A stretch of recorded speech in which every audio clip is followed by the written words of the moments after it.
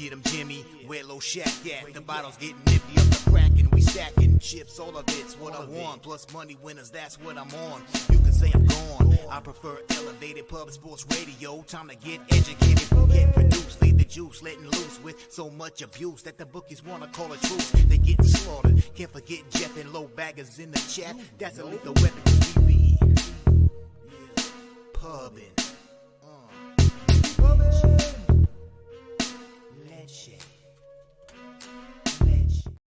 What up, cappers, gamblers, punters, hustlers, low baggers? Happy Wednesday, November 22nd to all of you. Thank you for watching Betting with the Bag right here on Pub Sports Radio. It's going to be a tricky show here. Jose has a computer issue. He is rushed to the Apple store to try and fix it. So we're not going to have graphics down low for the games, which is a problem because we have about 40 of them today. We have an absolutely packed show. I'm going to be rocking NHL here with you guys. Then we have college football best bets. Big Ragu will be joining us. Then after that, we have both Dabby Cab and Mike M joining us back-to-back for their NCAA basketball best bets. Then we roll into this giant NBA card. So there's some executive decisions that have been made. One, the Cappers Contest show. We've had 4 straight winning weeks, coming off a 3-2 week, 31 wins, 22 losses, and 2 ties, 2 pushes. We're moving that back to 3 p.m. today, and we're moving that back to 3 p.m. for good because with all the sports going on right now, these are going to be 3-hour shows, and I don't want to feel pressure at the end of the card, which is NBA generally, where I'm 14-7. I don't want to feel rushed. We're trying to make money here as a business, and I don't want to feel pressure to finish the show so that I can rush to the Cappers Contest show. So we're pushing the Cappers Contest show 1 hour. We've got a lot of things going on here, of course, at the channel. First off, we have our big poker tournament. Friday at Bet Online, $50 buy-in, and we've had the bonuses come in from our friends at Bet Online. So first off, they're giving us $309 tickets to the top 3 finishers for their $250,000 guaranteed poker tournament on December 3rd. And then there's a $50 bounty on the head of Jeff Slaughter. There's a $25 bounty on my head. And we need signups. We need people to sign up. We want a big turnout so that we can keep doing it. So again, the $50 entry rebuys for the first 3 levels, and we need as many people to be a part of it as possible so that we can keep doing them. So please, and if you don't have a Bet Online account, if you go to our website, pubsportsradio.com, and hit our link to Bet Online, they will match your buy, and this is for new accounts only, up to $1,000, 100% match, up to $1,000, which is pretty great, a pretty sweet situation. So that's that. And then you see I got my Pubapalooza shirt on from Pubapalooza 2, Pubapalooza 3 in business, March 22nd to 24th. That's Friday, Saturday, Sunday. Roll in on Thursday or Wednesday or Tuesday. Shit. And then leave on the Monday if you can. I know some people have to leave on Sunday because they work on Monday, but do what you can to rock with us. We got the big poker tournament Friday night. We got Suns Spurs on Saturday night. And then we got our closing night at the bar on Sunday night. So please, it's going to be absolutely magic. It's the best week and of the year. All right. Shout out to all the cappers joining us. Stacks play today is in Pitt Panthers +5 for our guy Justin McAvee running real nice. The truth teller in the house. We got Mr. Vape. Celtics money line and Brown over 2.5 assists. I'm going to need to copy and paste all of this action. Let's get the Justin McAvee's college ball action ready. Again, we will have Dabby Cab and Mike M going back-to-back with 40 games to prepare for. I did not get to the records, which is unfortunate because Cab swept the board last week. Both Mikey and Cab have absolutely great college basketball records. I'd like to promote that. I'm not going to be able to on today's show. Unfortunately, we're not going to have records, and that is the situation. Mr. Vape in the house. Mr. Vape's 2-team parlay here is Celtics money line, Brown over 2.5 assists. Guess that's the same gamer here. Copy and paste that, Mr. Vape. Put that in front of our NBA. Thank you for sharing that with us. We have Dutch Boy Fresh joining us for this big NBA card.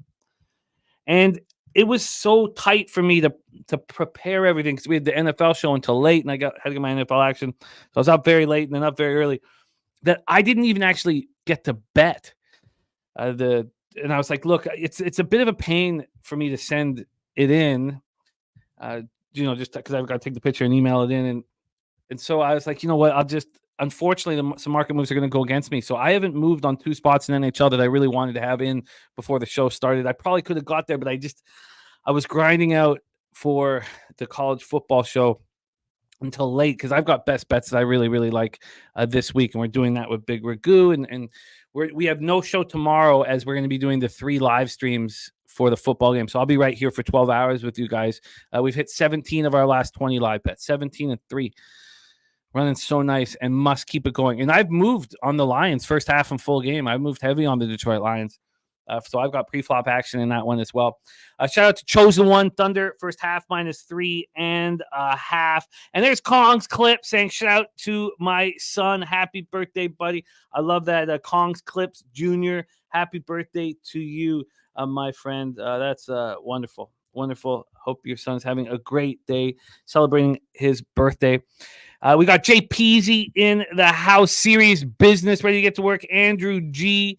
Nut Flush Allen, ready to eat. Great to see you, Nut Flush. Brian Smith's got the under 145 in Iona and the under 66 first half with Tennessee. Truth Teller coming off a 4-0 night in NBA. I love that. There's D. Jenkins back in action. Billy Friedrich looking to get that holiday papier. I love it. Big, big, big weekend for us here. A big week with Thanksgiving here. So it's just nonstop action on Pub Sports Radio, and it's going to be extremely enjoyable. So for you guys probably have a lot of family things to do. Anytime you can take a break from them, come right here because we're going to be locked and loaded. All the Thursday live streams I'll be hosting. The Friday live stream will be hosted by Mikey M. Saturday, we have Michigan, Ohio State live stream with Dabby Cab and C-Mac. Sunday night, we have, what is the game Sunday night? Jesus, I'm such a mess. It's a big one, right? Because the Monday night is the bum fight. Or is it the other way around? What the hell's wrong with me? You pull up my information here for the live stream. I mean, I sent it all in. I mean, I've capped the game. Have I bet it? I wish it was a Bills. No, it's a Ravens Chargers. And then we have Bears Vikings on Monday night. And interesting side note on the Ravens Chargers, I have not bet it. But my dad did send me $300 for me to send in for him on the Ravens. And I did not send it in. So maybe I sort of have bet it. All right, we got to get to work. There is our guy, Clint, started the Die Hard MMA podcast. Said he's finally feeling better. Says no UFC this week and had been too sick to look into PFL.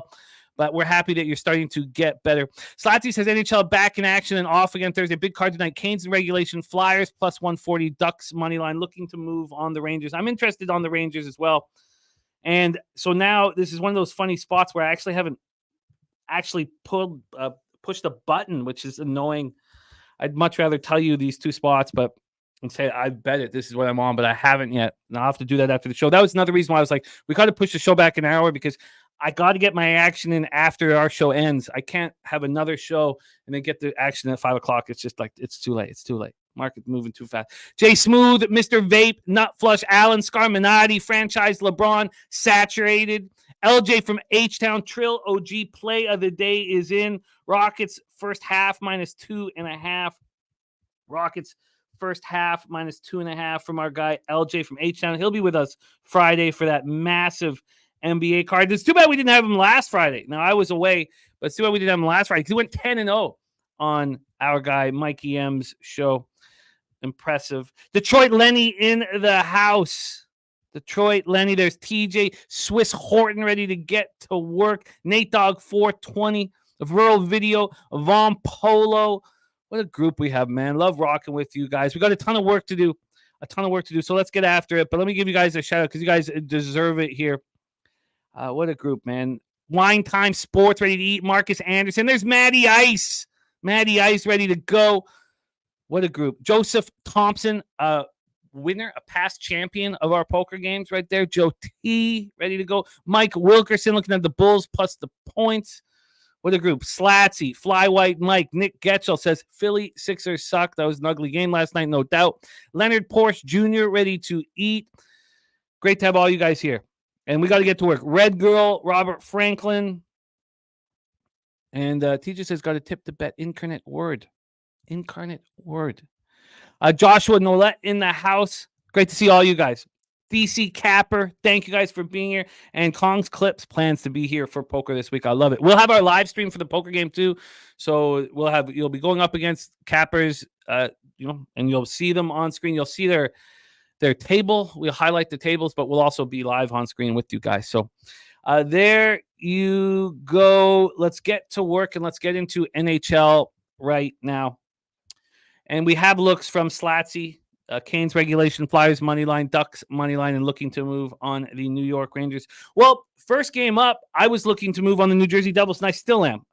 7 p.m. Eastern. New Jersey Devils 8-7-1, 5-3-0 on the road to Detroit Red Wings, 8-6-3, 5-3-2 at home at Little Caesars Arena in Detroit, Michigan. Alex Lyon expected to be starting here, 3.08 goals against average, 897 save percentage. He was listed. Let me know if I've got the lists wrong. Vitek Vanacek on the other side, 7.40, 3.38 goals against average, 889 save percentage. There's our guy, Razor Sharp Picks in the house. Yes, we have the code. It was right there. The code for the poker tournament, Pub Sports November, Pub Sports NOV, Pub Sports Nov, right there. And Razor Sharp Picks talking about Tampa Bay opening day. I love that track as well. So, yes, it's right there. I've not signed up. I'll sign up as soon as I can. I'm just being overwhelmed with action, football show last night and just today's show. So I'll sign up as soon as I can. So I will be get that. I will get that. I'll get it. I'll be in for sure. You don't need to worry about that. There's Swiggy in the house. Great to see you, Swiggy. Okay, so let's get through and roll here in NHL. We have the Devils sitting at minus 153. They got up to minus 157 when I was looking at this earlier. They got up even to minus 161. I like that it's dropping a bit. It dropped down to minus 151. It's actually come back to minus 154. We've still had 16 cents of movement towards the New Jersey Devils on the road. And you have to have conviction if you're going to want a road favorite in any sport. And I believe that I have it here. This total is 6.5, and it's heavily juiced to the over. We've seen it pop up to 7 where it's heavily juiced to the under. North Ender says he's looking at the Devils. I am also looking at the Devils. Not only that, I'm going to bet the Devils. Devils power play at 39%, penalty killing at 77.2%. Detroit power play at 20%, penalty killing at 78.8%. These are two rested groups, but one was over in Stockholm. Played on Friday, had to fly all the way back from Europe, probably celebrated in Sweden, even though they didn't play that well. They've lost 2 straight. They've lost 4 or 5. They're a healthy group. But the Wings, I want to fade here. I'm not as high on them as others. And, they haven't been that good this year, 8-6-3. They've only won 5 of their 10 games in regulation. And the Devils haven't been very good this year. I mean, they're missing a full line in Nico Hischier, Timo Meier, and Thomas Nosek. But I still believe that they have enough. Wine Time Sports got in on the Devils last night at minus 140. And Rust and Raquel are out. Yes, Latsy, and others for the Penguins. So we'll talk about that. They are dealing with the injuries. Nutflush saying, what price do you get on the Devils team total over? Let's move over there here for that one. The Devils team total. And wow, it's down to minus 148. Jesus, is my book not my book, but my site not refreshing? That's a big move down to minus 148. I don't have that list. I don't have anything updating. That's great. That's going to be another pain. Okay, but down to minus 148. Look, that's a nice price on the minus 1 line. The minus 1 line gives me plus 106. I like it a lot. I like the Devils here. We were asked about what the team total is for the Devils. It is 3.5 at minus 113. I believe those bets correlate. TJ says Wings started 5-1 since then, 3-5-3. New Jersey not looking good of late. Steep price for a road team. Very legit. All of that is very legit. Marcus Anderson says Alex Lyon is in net. That's why he likes Devils money line. I agree with all of that too. Truth Teller says the Devils are minus 167 on his book. That's 19 cents worse than they are at Pinnacle. That's not a new book to be very proud of. And Ron Crawford is in with the spreadsheet play of the day on the Carolina Hurricanes. Let me copy and paste that. We have 14 games to roll with. So let's just move on because I know what I'm doing here. And that is moving on the Devils. It's the Devils have not been playing well. And we can explain it. They're only getting production from one line. They're only getting production from the power play. But here you have a Detroit Red Wings team that's not playing very well, that's coming back from Europe. I mean, I just see red flags all over them. And I'm comfortable backing the Devils here. Where the hell is that Canes game? God, too many. Here we go. Thank you for sharing that with us, Ron, my man. And TJ says over seems like the best look here with the amount of goals New Jersey is giving up. I think that's fair, but do you trust the Red Wings offense of late? I mean, that would be the issue here. And I would say, no, I don't. And also, when you're missing Timo Meier and Nico Hischier, you kind of got to tighten things up. Detroit scored 4 goals against Ottawa, but they had to wait till they were down 4-0. And then they scored 5 versus Columbus before that. And then that was not in Europe. They scored 2 goals in the game before that, 3 goals in the game before that. Honestly, I'm just not a fan enough of what they're doing as a team. I don't love their makeup. I don't love their lines. The spots that I do, the position spots that I like for the Detroit Red Wings, that second line for them are players that I would like to have. I think they're players that would work on any team. The problem is that you can't have Compher and Kopp together on the second line. Now they've moved Comfort on the second line and moved Kopp back to the third line. They've moved Perron off of that. What was happening was they were getting absolutely nothing offensively from the second line, and you can't have that from top 6 forwards. So they moved to Brinkat off of the Larkin Raymond line. They're moving things around to try and get offense, and I just don't believe that they're getting it. Stacks ready to get to work. The DC Capper on Detroit Lions -4 first half. I'm with that as well. All right, so there you go. Nate Dogg, no, we have not been talking about the Rangers game at all. So that was Devils Red Wings. I'm going to be on the Devils on the -1 line. Let's move on to game 2 here, 7 p.m. Eastern. And I'm sorry that we don't have graphics underneath. We will hopefully have them at some point during the show. Jose's rushing to get his computer fixed. Jets at Tampa Bay Lightning at Amalie Arena in Tampa, Florida. These Jets 10-5-2, 4-2-1 on the road, and they're doing everything that I said they would do. I have them over 91.5 points on the season, and I believe in this hockey team. Lightning 9-6-4, 6-2-2 at home. They've been pretty good, man. I mean, dealing with Jonas Johansson in net after years of having the best goaltending in the NHL, it's not easy. Hellebuck hasn't been great, but the team ahead of him has been. Connor Hellebuck, 8-4-1, 2.91 goals against average, 897 save percentage. Jonas Johansson, 8-4-4, 3.44 goals against average, 893 save percentage, 2 shutouts. Winnipeg power play 18%, penalty killing at 74.1%. They're a really good 5-on-5. They're going to be a playoff team, and they're going to be a problem. They're still waiting on Gabe Vilardi to return to the lineup. Lightning come in off their 3rd straight win, a very dramatic come from behind 5-4 overtime win at home over the Bruins on Monday night. They're still without Connor Sheary and Andrei Vasilevsky. Let's take a look at the line history here for this one. I mean, it's pretty wild. I mean, that's how good Winnipeg is playing right now, that they're in Tampa, and there's a 16-cent move towards them from +114 to -102. That's how good they're playing. They're just, I mean, who would have thunk that in Tampa, the Jets would be at almost a pick 'em? I love seeing it.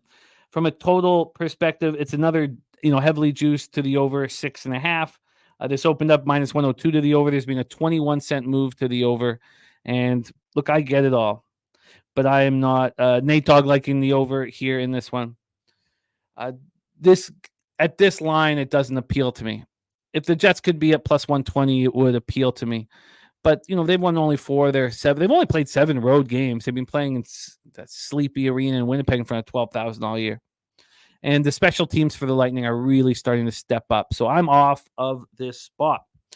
All right, let's move on to the next spot on the board. 7 p.m. Eastern, Boston Bruins at Florida Panthers. Bruins 13-1-3, 6-1-2 on the road at Panthers, 12-5-1, 7-1-0 at home. Amerant Arena in Sunrise, Florida. Linus Ullmark and Bobrovsky are the goalies.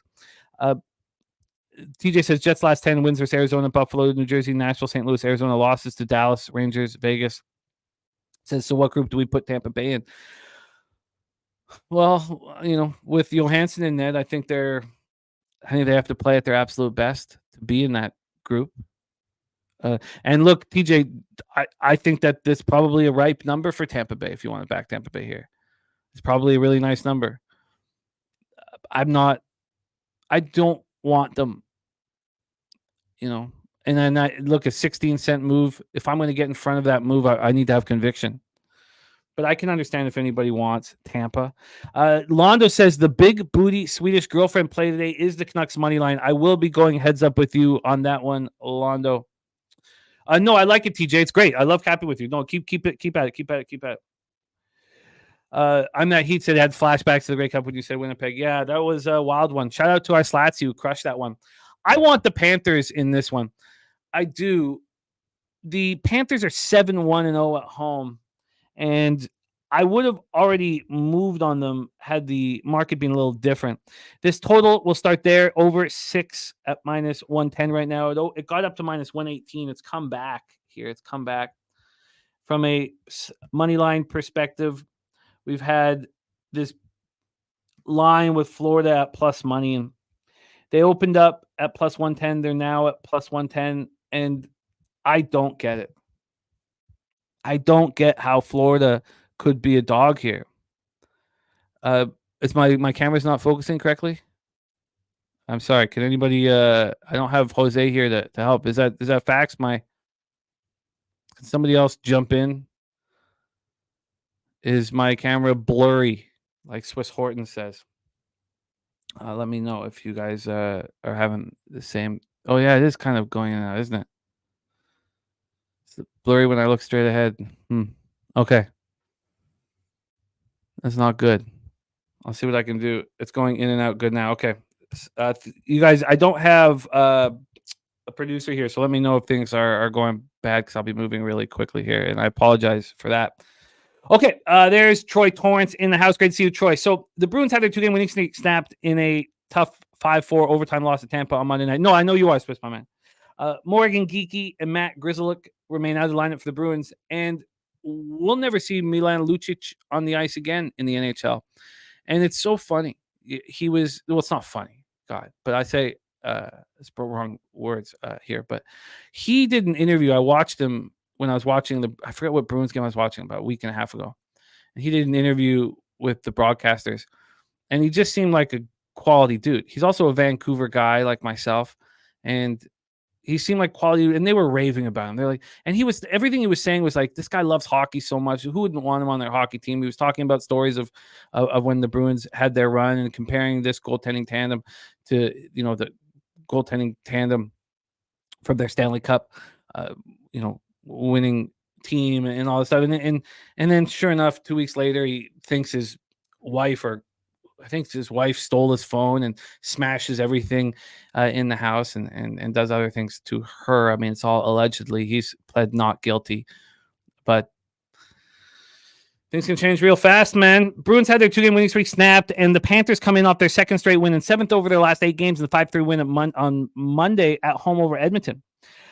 And TJ says off this one, not going to bet against team with one regulation loss unless I'm getting paid for it. Pick'em here is right, in my opinion. Billy Friedrich says no Barkov. Thank you, Jess Geeston in the house. No, Slatsy, I did not move. I need to make sure that when you're dealing with a shoulder injury, I need a couple weeks. I know a lot of people moved on the Panthers as soon as their defenseman came back, but I need to know that Montour and Ekblad are good to go, and that's going to take 10 games. I don't care if I get a worse number. And Troy saying Browns down to a pick'em. Interesting. So this Panthers spot here, this is my thought here with this one, is that the Boston Bruins have a real quality hockey team. There's no doubt about that. But I believe they are not as good as their record indicates. Look, I love Pavel Zacha. He's done a great job. Charlie Coyle has added offense to his repertoire, something we thought he was going to be able to do in his career, which he really hasn't. But in all honesty, is Charlie Coyle, Trent Frederick, and James Van Riemsdyk a second line that can, make you a Stanley Cup contender? No. Now, yes, they're going to be able to add at the deadline. DeBrusk is not playing very well. Poitras has been a revelation. Danton Heinen. Yes, their defense is very good, but they should not be favorites here. And I'm going to bet against it. That's what I'm going to do, is I'm going to bet against it. I'm going to take the Panthers here with the plus money and deal with those consequences. I am curious to see the cash here in this one. Why don't we just take a quick look at the cash flow for the Panthers Bruins spot? 93% of the tickets and 94% of the cash on the Boston Bruins. And, Barkov being out, is obviously a key component to this. But if we go through this Panthers lineup, Bennett, Tkachuk, and Verhaeghe are the second line. Lundell, Reinhart, and Luostarinen are their first line. For me, it just comes down to this. I do not think the Bruins are the type of team that's capable of being a favorite at Florida, Barkov or no Barkov, in the Florida Panthers team that's lost one game at home this year. That's what I think. That one dude in the house. Great to see you. Great to see you, JT Eel. Thank you guys for joining us. Yes, I'm going to move on the Panthers in this one without Barkov. Let's move on to the next spot on the board, 7 p.m. Eastern. I'm very interested in the New York Rangers. Rangers 12-3-1, 7-2-1 on the road at the Pittsburgh Penguins, 9-8-0, 4-5-0 at home at PPG Paints Arena, Pittsburgh, Pennsylvania. I have Shesterkin going up against Tristan Jarry. Shesterkin 7-3-0, 2.60 goals against average, 908 save percentage. He's not being very good now, and we're in the second year of him not being very good. Tristan Jarry, 6-7-0, 2.59 goals against average, 910 save percentage, 3 shutouts. Rangers power play 32.7%, penalty killing 83.7%. They're a very good hockey team. Pittsburgh power play at 15.2%, penalty killing at 84.9%. The Rangers coming off having their 4-game winning streak snapped in a 6-3 loss at Dallas on Monday night. Philip Hedl is very close to returning from injury. He could be back tonight. Adam Fox remains out of the lineup. He's going to be out a little while. Slatsy looking at Rangers money line. Nate Dogg looking at Rangers money line. And Bankroll Spence been riding Rangers all year. Hope last game doesn't derail them. Anunya says some great NCAA action today. We'll have Dabby Cab and Mikey M back to back. Swigbet says Rangers coming off a loss and new Pens injuries. Well, the main ones are to Ruweidel, Raquel, and Rust. Those are the main issues. But Rust is close to returning. I thought I saw an update here from Slatsy on Rust that I might have missed because we're moving so quickly. Did you give us a Rust update? Rust being evaluated, looks to miss, but not confirmed. Okay, there you go. He's a huge piece to the puzzle for the Penguins. And then you get the Rangers coming off a loss. And this is a very, very good Rangers hockey team. Let's take a look at the line history here for this one. We have the total sitting at 6.5. It's juiced to the under at -120. Open up -115. So we've had a 5-cent move towards the under. And we get to the money line for this Rangers spot. We are sitting here with them at -108. They opened up at -115. So we have had a move towards the Pittsburgh Penguins. And it's tough. TJ says, I don't miss a minute of Ranger hockey. Says, what a horrible second half of a game in Dallas. As much as I want to back on, I'm concerned the loss of Fox is catching up to them. Some guys playing over their head. Fox is a huge loss. There's no doubt about that. He's going to be a Norris Trophy candidate every year. He's just a great player. This Rangers team has really nice pieces, and if Lafreniere and Capo Caco can step up the way we expect them to, and Lafreniere now on that second line with Trocheck and Panarin, why wouldn't they? You have Bonino in the revenge spot against his former team, and that Zibanejad, Kreider, Blake Wheeler line is very good. I think K'Andre Miller and Jacob Trouba can do the job. I think the Rangers can bounce back from that loss. I do. Billy Frieder says Pens have a losing record at home. There's Stimmy OG in the house. Devils, Rangers, and Islanders. I like your card very much. And I like the Rangers here.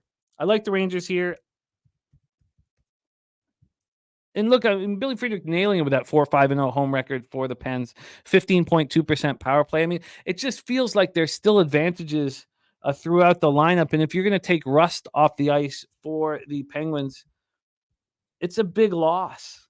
It's a huge loss with his toughness. Crosby, I mean, who's going to, I don't even know if they can put Vinny Hinostroza on that second line. You're going to lose Rust and Hinostroza right now, right? That the Hinostroza is another injury issue here for the Pittsburgh Penguins. So are they going to be Hinostroza lower body injury day to day with Rust lower body injury day to day? So, at this point, who's going to play on that right wing?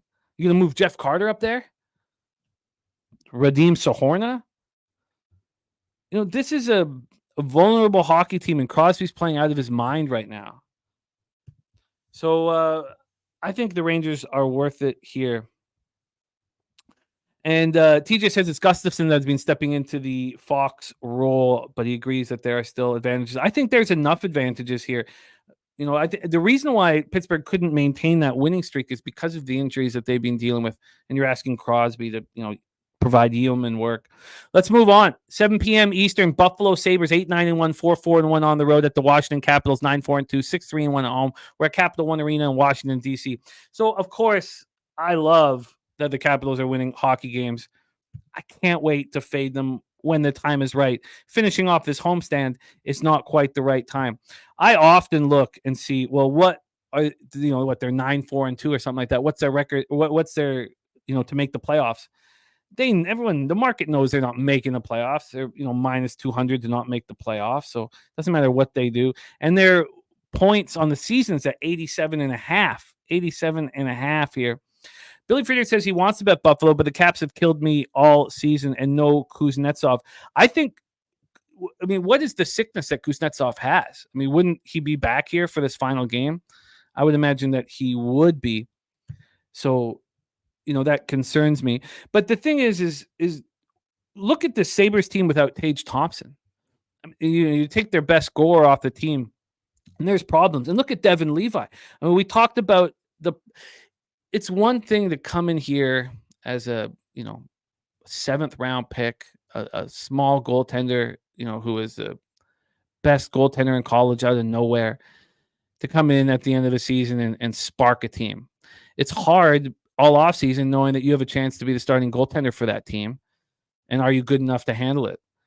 And now the pressure's on Devin Levi, and he's not been very good. 3-4-0, 3.65 goals against average, 881 save percentage. And then you have Rasmus Dahlin and Owen Power. The worse the Sabres do this year, the better for us in the future market next year on them, when I'll be all over them. And Satsi says the Washington Capitals winning like this is my biggest mystery in the NHL of this year. Well, Matt Ferravari is out right now, which is a defenseman that is a useful piece to the Washington Capitals. But I think that it's explainable. I think both the Penguins and the Capitals' early season success is explainable. These are old hockey teams. How are they going to be in game 60? That's the question. And then they're getting a lot more out of their defense than we expected. Remember, they had John Carlson out for 50 games last year. Strome is playing well. You get Backstrom off the ice, get him out. Get rid of him. It's unfortunate that we have to say that about him, but it's the facts. And Tom Wilson's an absolute monster. This is going to be an absolutely great fade. TJ says Caps only lost in the last 7 was against Florida and OT. The other 6, they beat Vegas, New York Islanders, New Jersey, and a couple mediocre teams. They seem to be finding it. It's great that they're finding it. I don't want to back them ever, and I can't wait to fade them. It's their defense. They're just playing really strict, accountable hockey. They've allowed 6 goals over this 4-game winning streak, just 6. And the Sabres aren't scoring. And Tage Thompson's going to be out for at least 2 more weeks. They're coming off a 3-game losing streak. Now their power play is 11.5%. If you told me that Washington was sitting here at 9-4-2, I would say, wow, their power play must be hitting at 30%. No, it's at 7. It's just shocking how they're doing it. It's not sustainable I believe. Let's take a look at this line history here. You have the Capitals at minus 121. They opened up at minus 130. There's been a 7-cent move, from plus 115 to plus 108 on the Buffalo Sabres. And I do not want the Sabres without Tage. I do not trust them to score, and I don't want the Capitals. So, you put this all together, and despite not trusting Devin Levi and Darcy Kemper, who's going to score? Where are the goals coming from in this hockey game? I don't see them. Billy Friedrich looking at the full game under 6. I mean, why not 6.5? Kuznetsov returned to practice Monday. That's what I thought, Slatsy. I expect him to be in the lineup. But, who's going to score in this game? The under 6.5 here is a decent price. Minus 120 at 365. I'll see where it is, but I'm going to move on the under 6.5 in this one. This is an addition that I didn't expect to make. TJ says because neither goalie is save percentage over 8. That's perfect. That's a perfect situation. Well, Darcy Kemper is an 892 save percentage. I don't know if I put that in wrong, but who's going to score on the power play? You have two of the bottom 4 power plays in the National Hockey League. You have very strong penalty killing. Billy Friedrich betting to 6 because that's the line of bookmaker. Okay, and you can't do the alternate. So I'm going to take the under 6.5. These teams are not scoring, and the Capitals are playing a very strict, accountable hockey game. Let's move on. 7 p.m. next up, and we have Ron Crawford's spreadsheet play of the day in action here. Shout out to our guy, Ron Crawford, my man. I'm getting over a little of the angst or anxiety of doing the show without graphics and not having Jose here, and I'm starting to feel a little better. So let's get after it. Ron Crawford spreadsheet play today is in Carolina Hurricanes.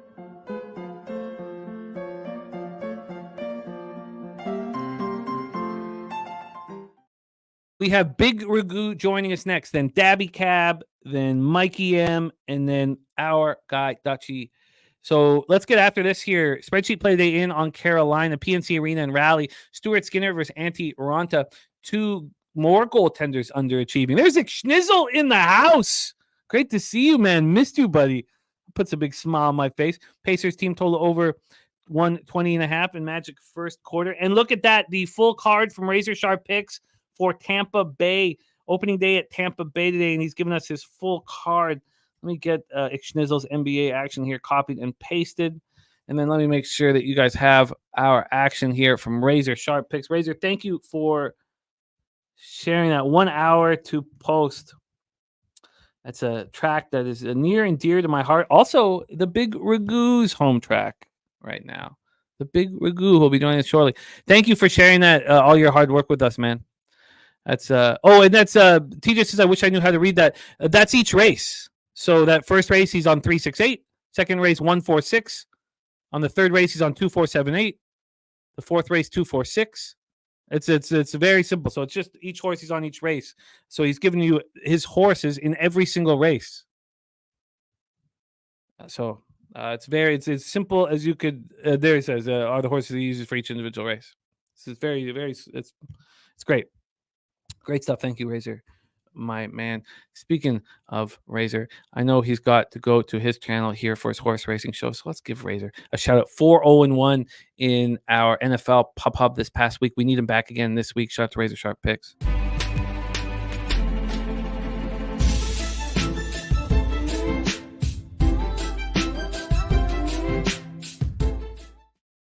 Let's get back to work here. I'd like to be on to college football if we can in about 20 minutes, but this is very important.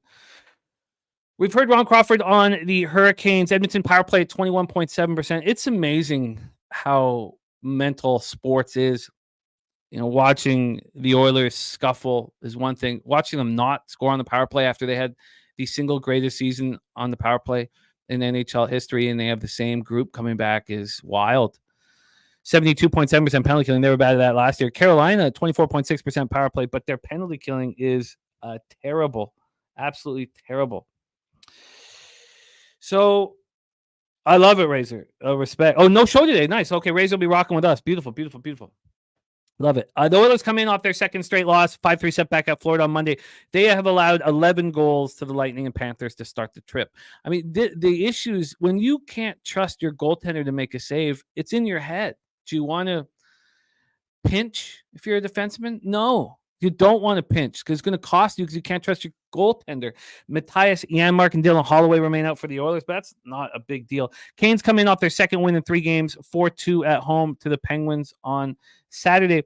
And the Canes haven't been playing very well, but they've been playing very well at home, 5-1-0. And the Oilers are 2-7-0. And the Oilers just can't be trusted. This totals at 6.5 minus 134 to the over. We had this open up over 6.5 minus 113. So we've had a 21-cent move to the over 6.5. And from a money line standpoint here, we have the Canes at minus 140. And I guess when you sit with this for a little while, that has to be a great price on the Canes, doesn't it? Doesn't it have to be a great price on the Canes? I mean, why would we not trust a team that's fine? Why? Because we have a vividness bias on the Edmonton Oilers. We just expect them to bounce back. Maybe we should stop expecting them to bounce back. And Rod Brindamore knows this is just a 10-7-0 hockey team. You know, the toughest guy on the ice is behind the bench for the Hurricanes. It's Rod the Bod Brindamore. This is got to be. Look, do you want to keep fading a team like the Oilers? I mean, it's not, probably not. And look, TJ says Carolina minus 1 spot. I mean, is the reason why I have hesitancy because I still think of them as the team we watched last year? I shouldn't. This team is a China doll that's emotionally wrought. Dana Delp in the house. What up, Dana? And McDavid is got to step up and be a man, or, you know, it messes with his legacy. Hurricanes minus 1. Let's roll on. Next up for us, Chicago Blackhawks at Columbus Blue Jackets. Blackhawks 5-11-0, and that's better than I thought they'd be to start the year, in all honesty. 4-6-0 on the road. I guess that's surprised me.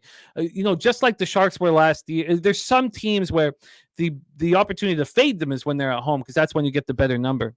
Oh, and the taint is in. We have heard from Matty Ice that the taint is in. Where is it? Okay. Let me, did I miss it? I can't, sorry. Yeah, no, that's not it. Can't find it. Okay, let me know if I've missed it or if you're going to pop it into the chat here. We're in Nationwide Arena in Columbus, Ohio. Peter Mrazek and Elvis Merzlikins. You know, I want to back Columbus. I do. Losers of 9 straight. But they're too big of a favorite. You can't take a minus 140 team that's lost 9 straight. You just can't do it. Taint play of the day is in. It is Kansas money line. Shout out to Taint. Kansas money line is in.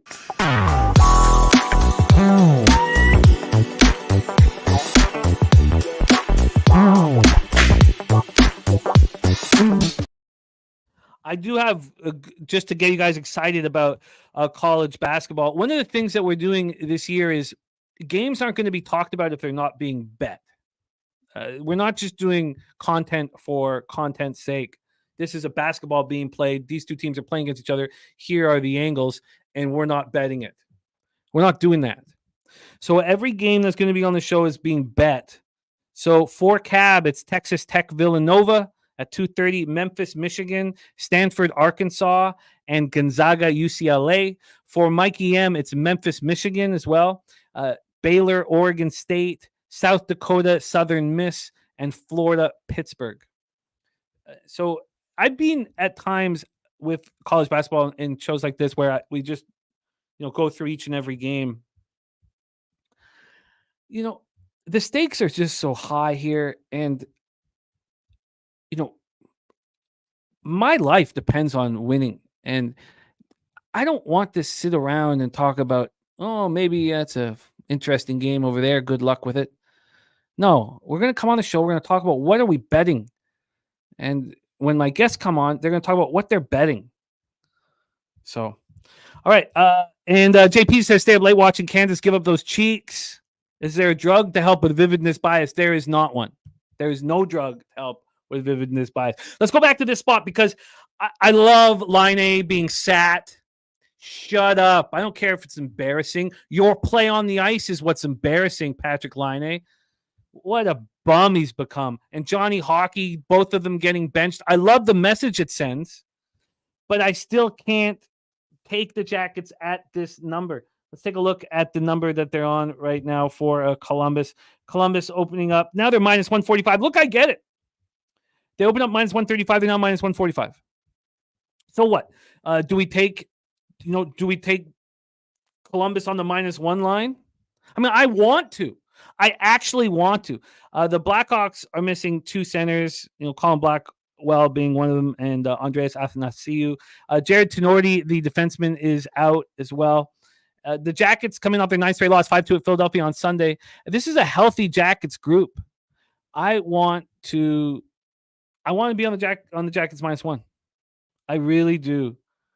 But I don't know who could possibly do that. It is probably a winning bet. 9 straight losses, and I've got to take them at minus 145. Nate Dogg on the other side with Chicago money line. I can't do it. But almost any other team in the entire league, save the Sharks, I would take against the Blackhawks on the road. That 4-6-0 record that they have on the road is not sustainable at all. It's not going to continue at all. Andrew says, yeah, the line tells you Columbus wins. It does, loudly. And there's our guy, Billy Briz, in the house. Battle for Atlantis action for him. First half under 70.5 in that game that pops off at 12 p.m. North Carolina spot. Okay. Billy Fraser says Blue Jackets are a strong first period team. The Blackhawks aren't. Let's move on to the next spot on the board. 7:30 p.m. Eastern. Philadelphia Flyers 10-7-1, 5-3-1 on the road at New York Islanders 6-6-5, 3-3-3 at home. We're at UBS Arena in Elmont, New York. Carter Hart versus Ilya Sorokin.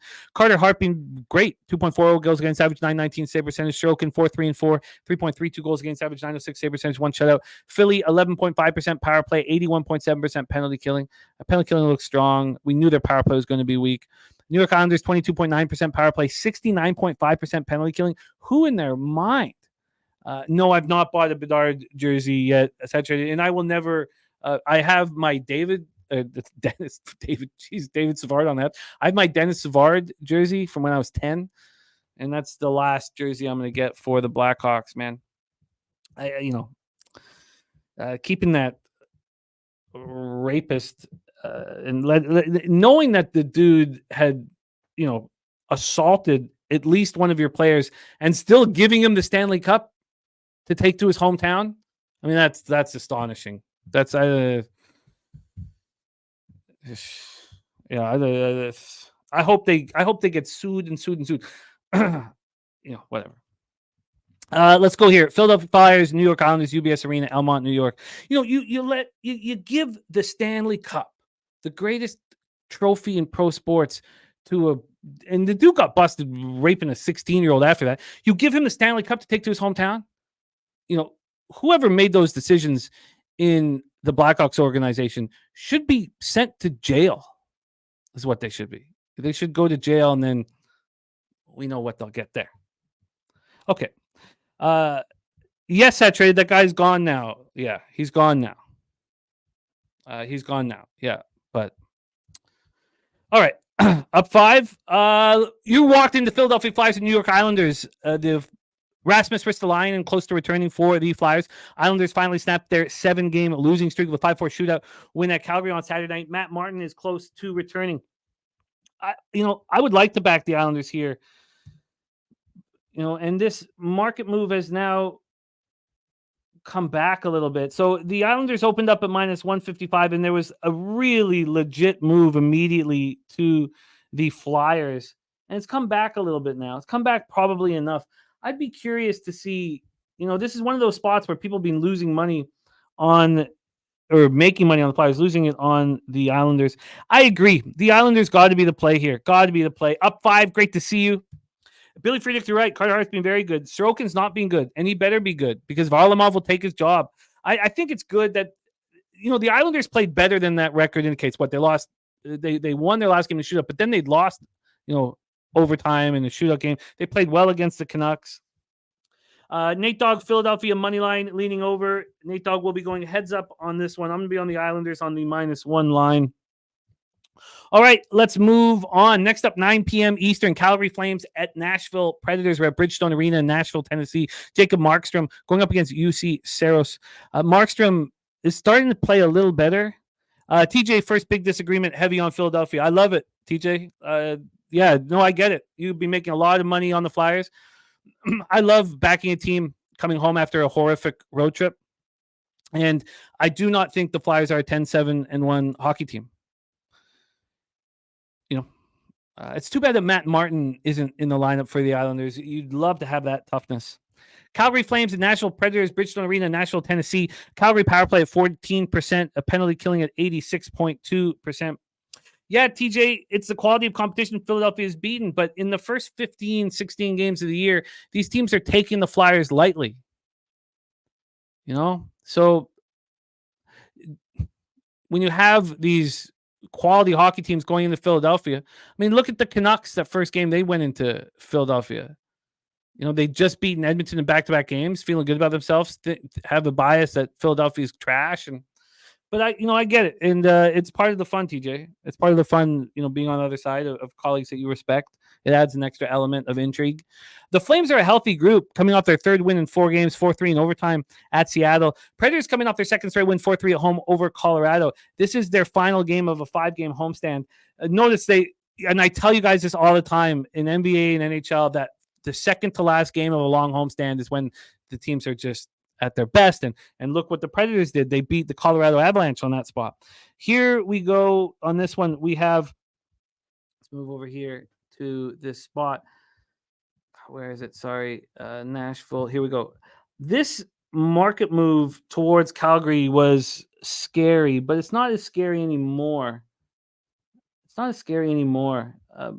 think I've gotten over it a little bit, but it's hard to. It's really hard. When you see the Preds open up at minus 122 and end up at plus 100, you have to ask yourself, do you have the conviction to move on it?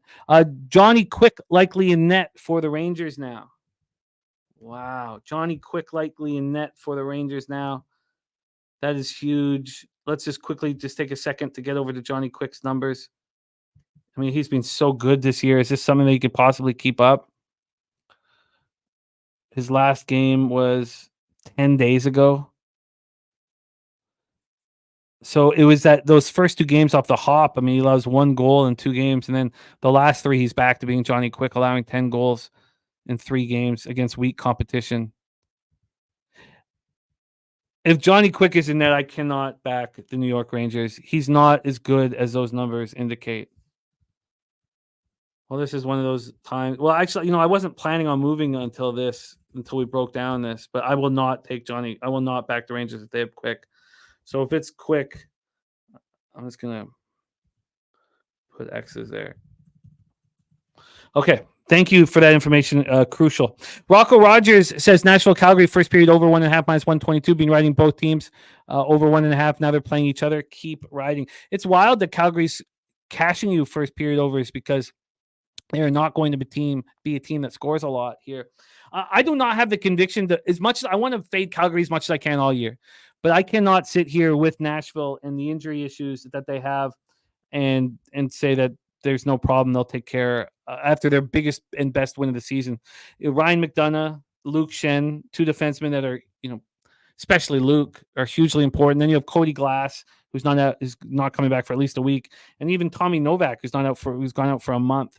Matty Ice likes Nashville here.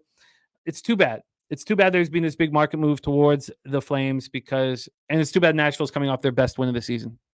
You put that together, and I'll have to stay off. Let's take a look at the total, though. I am interested in the total. Oh, shoot. Sorry. I got to move this over to totals. Let's take a look at this one because I do not see these as offensive hockey teams. This opened up at 6, minus 113 to the over. It's now minus 114 to the over. Take a quick look at their last few games here. Generally speaking, I mean, this would be a really an under that I would love. But, Flames have been scoring goals, 13 goals in their last 3 games after doing nothing offensively. Predators have scored 8 goals in their last 2 games, and they've been playing towards overs. Okay, I'm off of this spot, off of this one. Billy Friedrich says Preds first period or nothing. Let's move on to the next spot on the board, 9 p.m. Eastern. St. Louis Blues at the Arizona Coyotes. On Friday, or sorry, it was Thursday, was our last show together, and I was like, God, I want the Sharks first period so badly. Sharks didn't just win the first period. They won 5-1 over the Blues. It's a tricky spot. You're going to see teams handle that poorly flying into San Jose, especially if we have a team flying across America into San Jose. It's a spot where we need to back the Sharks, and it's not an easy thing to do.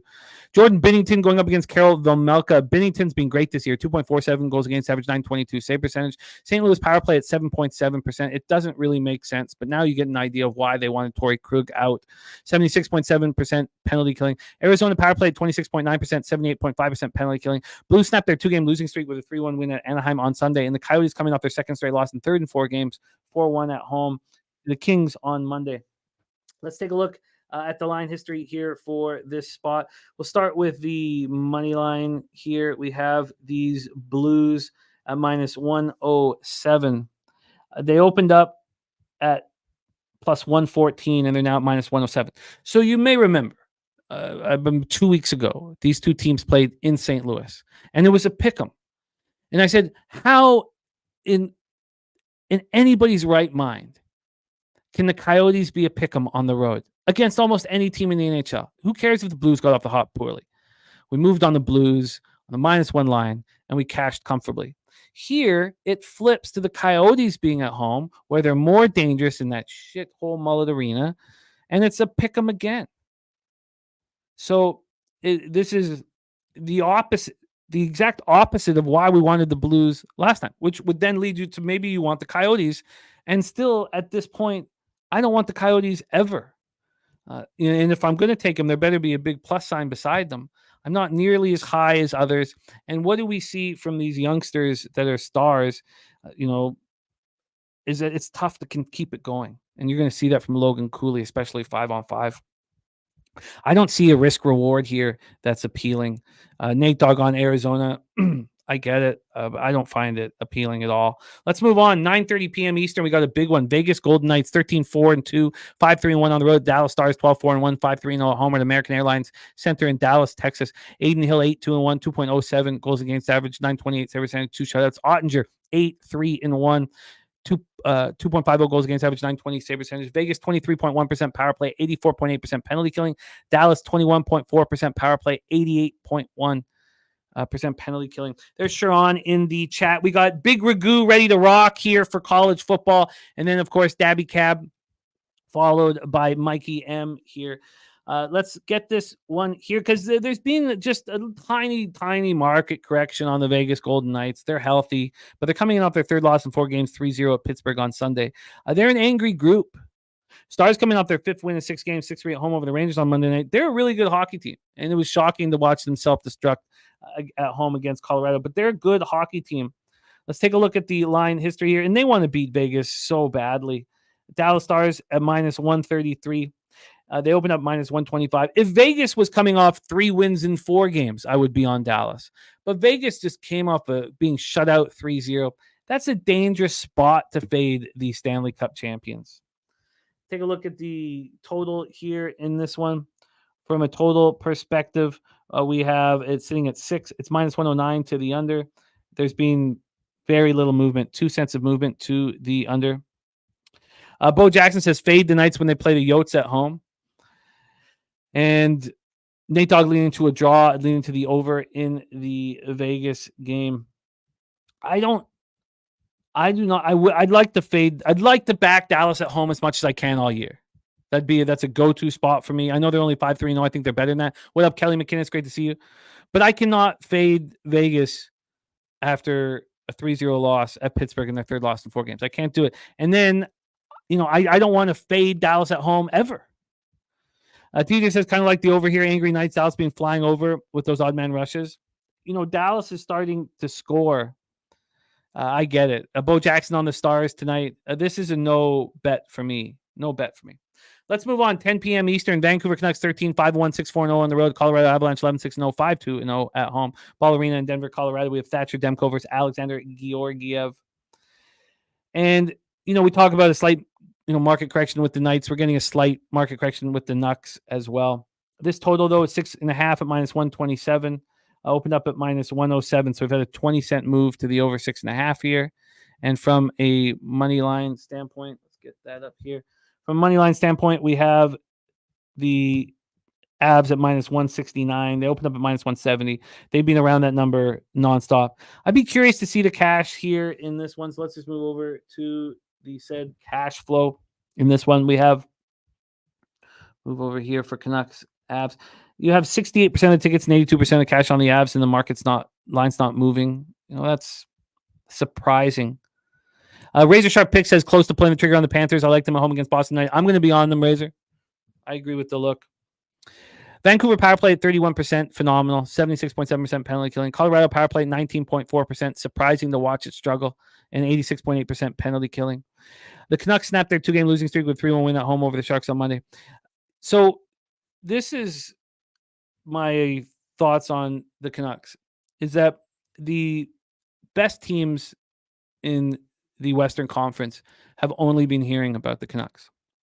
Not only that, but Cale Makar has only been hearing about how good Quinn Hughes is.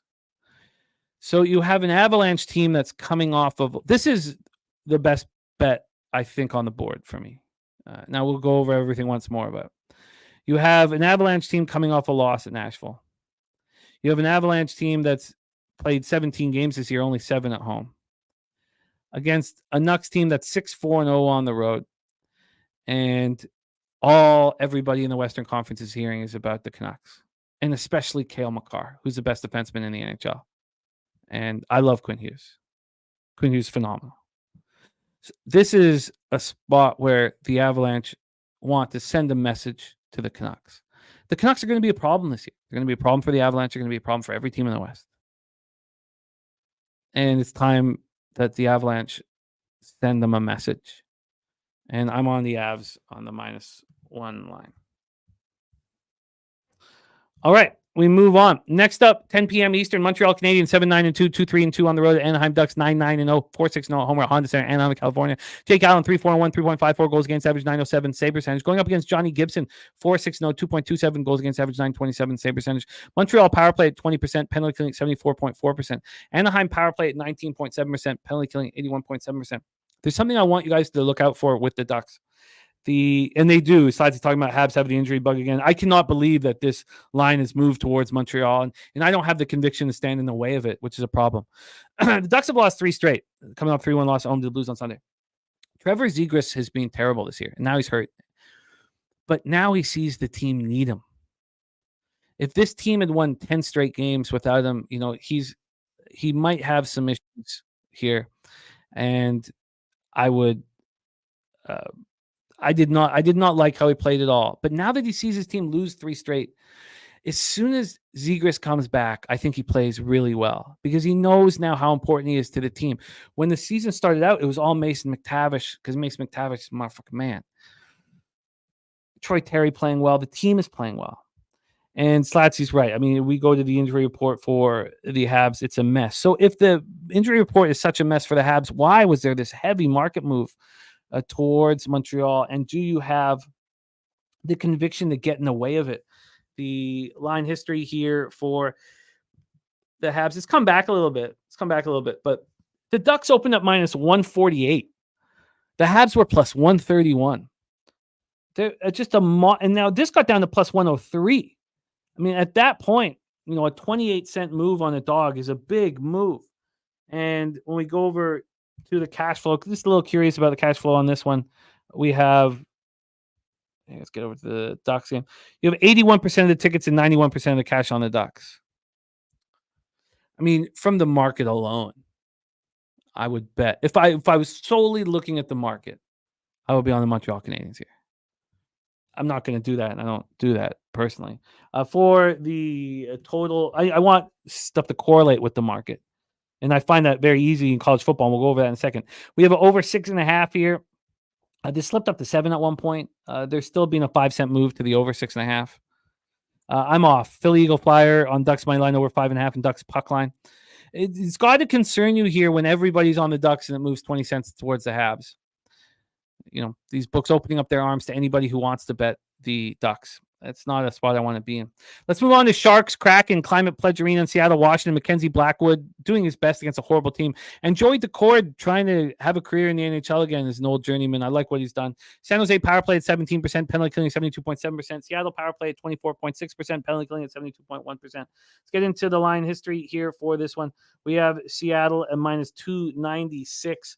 They opened up at minus 253.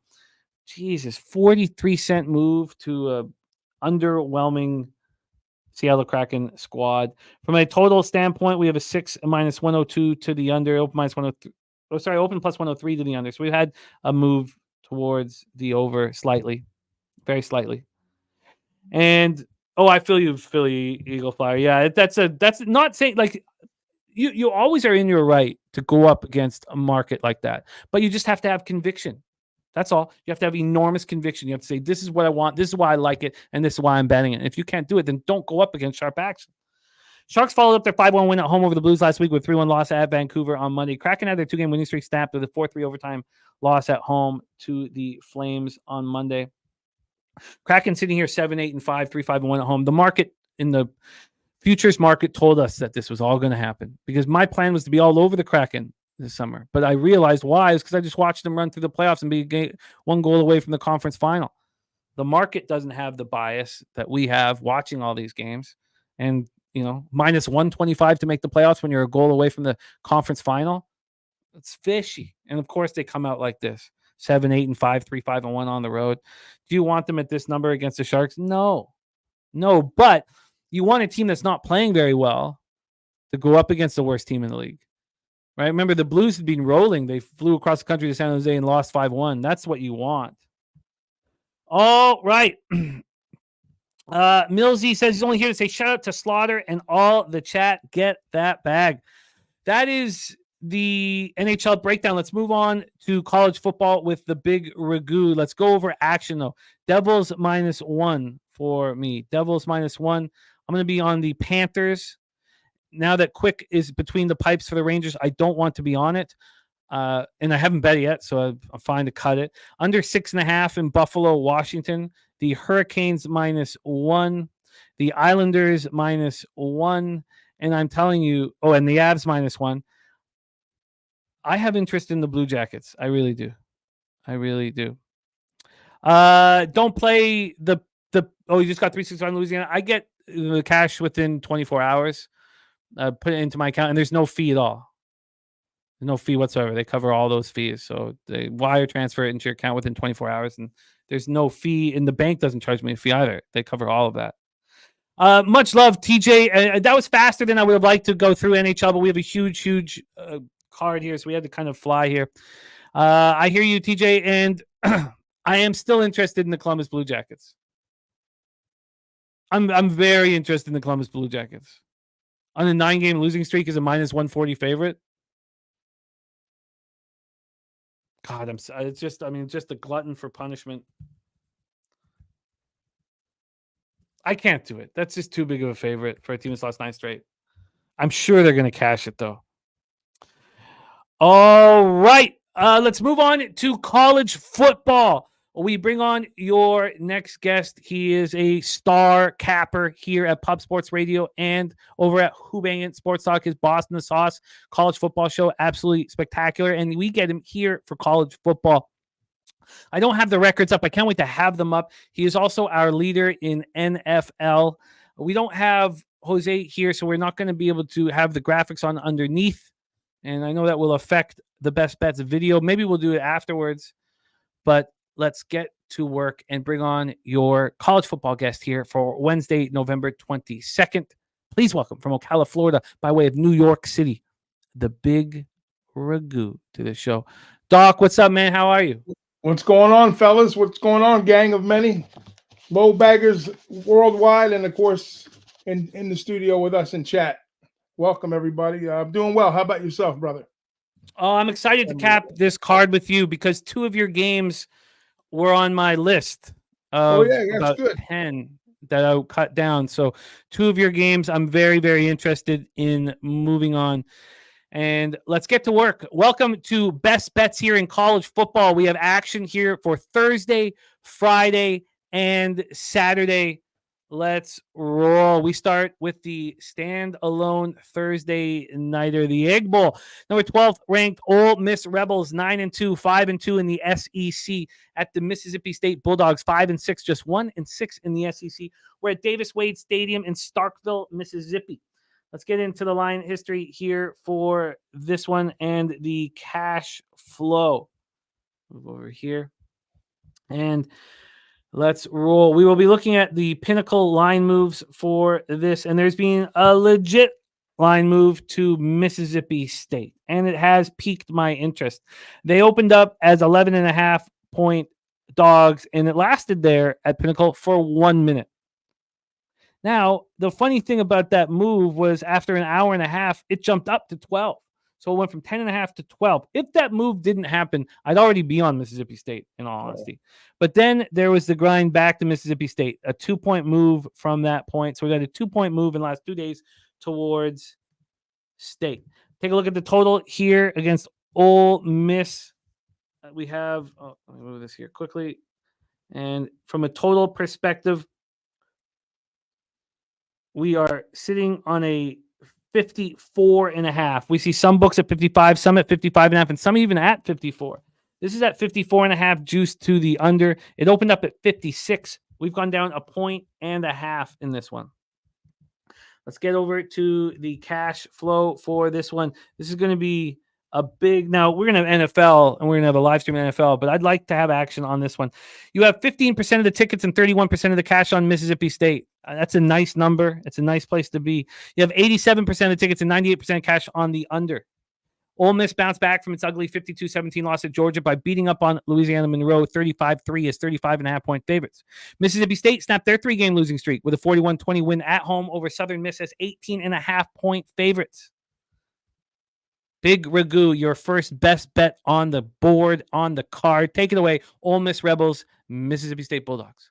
Yeah, so Ole Miss, I think this is Lane's fourth game in this series here. I think he lost last year. This one's still stinging a little bit from last year, and we know the tragedy that happened with Mississippi State with Leach passed away, right before this game, and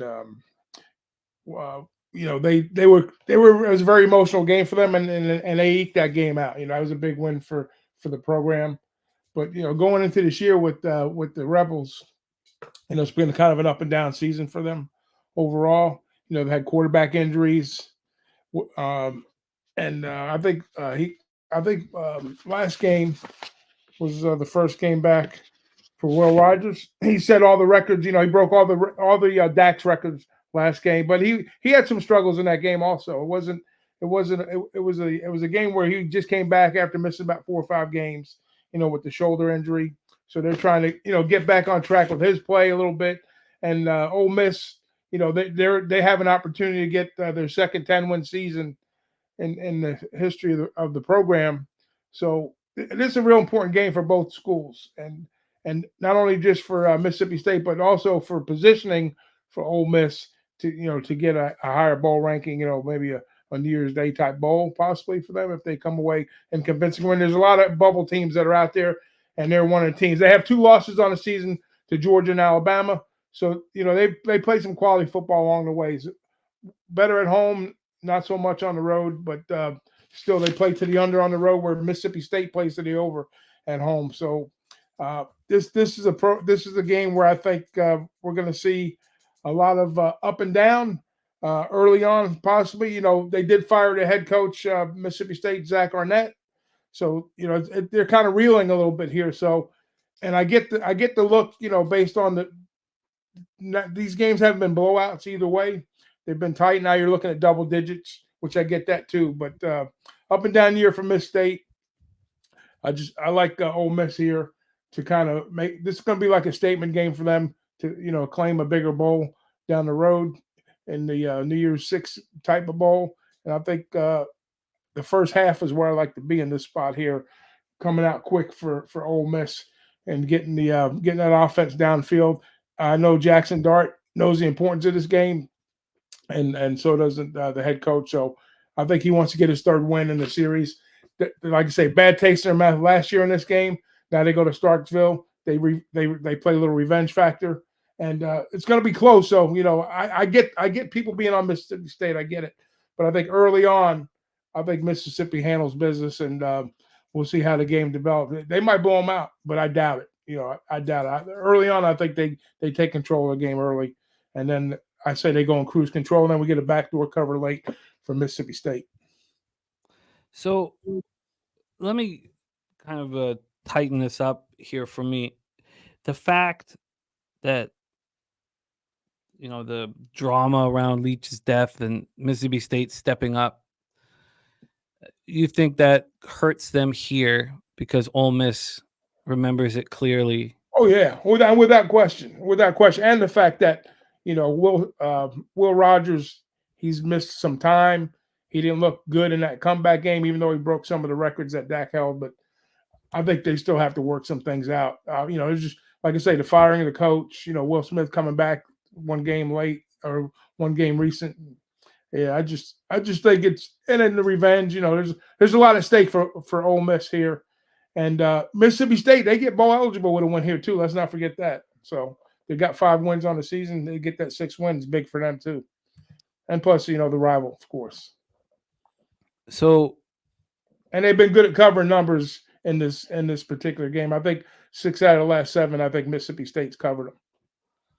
So, is there no bounce from Greg Knox taking control of the team and the program here? No bounce. I don't think so. All right. Okay, let's line shop for Ragu here on the first half. I'm going to get gypped a little bit. It's probably going to be like 6.5. If I can stay under a touchdown, I'm comfortable with that in the first half. There are 5.5s. Yeah, well, yeah, you said some money came back the other way, so 5.5 at Bovada. Ole Miss first half -5.5. Ole Miss first half -5.5. So the only concern I have is what happened last year. I think that this is such a huge football game that I just and with the fact that you have new eyes on these players, I just feel like Mississippi State can keep this close, and that's why the market has moved 1.5 points. And I like your idea of Ole Miss just coming out fast and strong and smacking them in the mouth. Maybe that would then require a live bet on Mississippi State. I was hoping that we'd end up on Mississippi State here. That was my hope, and I don't know if I can. If you were on Ole Miss full game, I would just leave it alone. But you have concerns about. I think Mississippi State would be live in the second half. If the game is, or you like to say 2 or 3 scores differential, they're going to be very live for a backdoor cover. I don't think they win the game. I think Mississippi wins the game for sure, but anything can happen. And they have played well in the series overall. It's been one of those series historically, and even with Lane being there, I think let's go back and look at something here real quick. So let's see, head to head on this matchup, we've got the last 4 years. Or let's go back on the Lane's watch. So 31-24, 31-21, and then last year they lose 24-22. So they've been all 1-score games, or except for the 31-21. Yeah, that's 10 points there. So in essence, and that game was I think at Mississippi State too, that one there. So that's the last time they played there. They lost by 10. But basically, they're still underneath the number it's at now. I just think the continuity of the team right now with Mississippi State has to be worked out.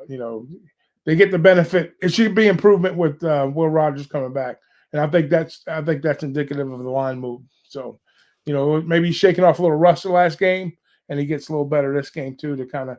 But they don't have the play calling that they've had over the years, obviously. So that's gonna affect too. But that's all built into the number. Very interesting. Ragu on the board with Ole Miss first half -5.5, -110, and I'm still interested in Mississippi State. I'll see if I can get to the window here. Let's move on to Friday, November 24th. This is my first best bet of the card.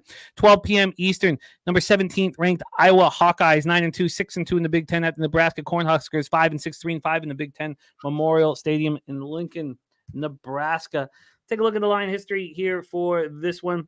We have, still got first half up here. Let's move to full game. We've had a legit move towards Nebraska. Iowa opened up as a favorite, and they're now a dog. Pinnacle's pushed it the furthest. They've pushed it to 2.5. Now, at Pinnacle, they never opened up as a dog. Nebraska was a -1 favorite from the get-go. Moved from -1.5, moved from -1.5 to now -2.5. That +2.5 slightly juiced to Iowa. From the total side of things, these numbers are fun and low. 26.5 is the total in this football game. Unbelievable. Opened up at 27.5, got down to 26, sitting now at 26.5. And from a cash flow standpoint, we have, move over here. On that total, 48% of tickets and 79% of cash is on the under. And on the spread, we have 60% of tickets and 80% of cash on the Huskers. Iowa comes in off its third straight win, 15-13 at home over Illinois' 2.5-point favorites. They don't care about this football game. And maybe that's too harsh.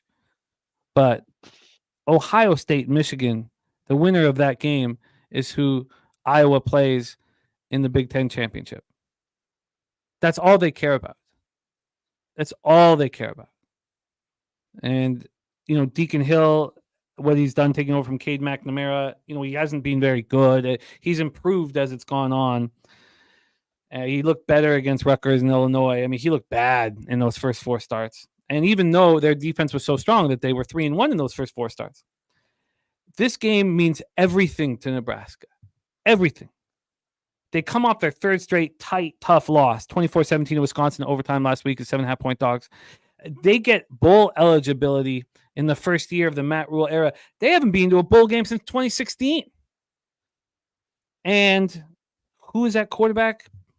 Purdy's younger brother. Now, Chuba Purdy. Yeah, and Harbaugh is possible that he could come back, but Purdy gave them a spark, and he gave them hope. And I just have this feeling that Iowa does not care about this football game, and it means the entire world to Nebraska.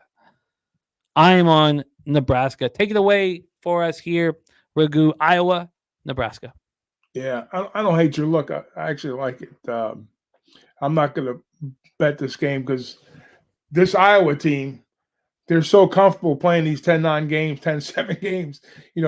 It's ridiculous. I looked at my numbers on this and I was not taken aback, but when I looked at it, I was like, holy shit. The game's 27, right? The total 26.5.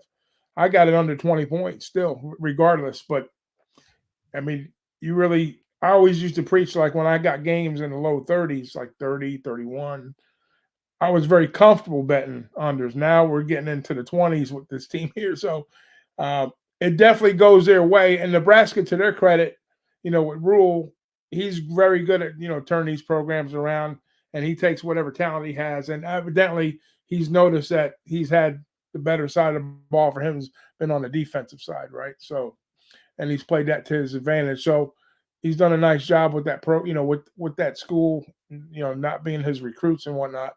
But yeah, I mean, they go toe to toe with them on the defensive side, and maybe you have to give them a little lean towards the on the offensive side.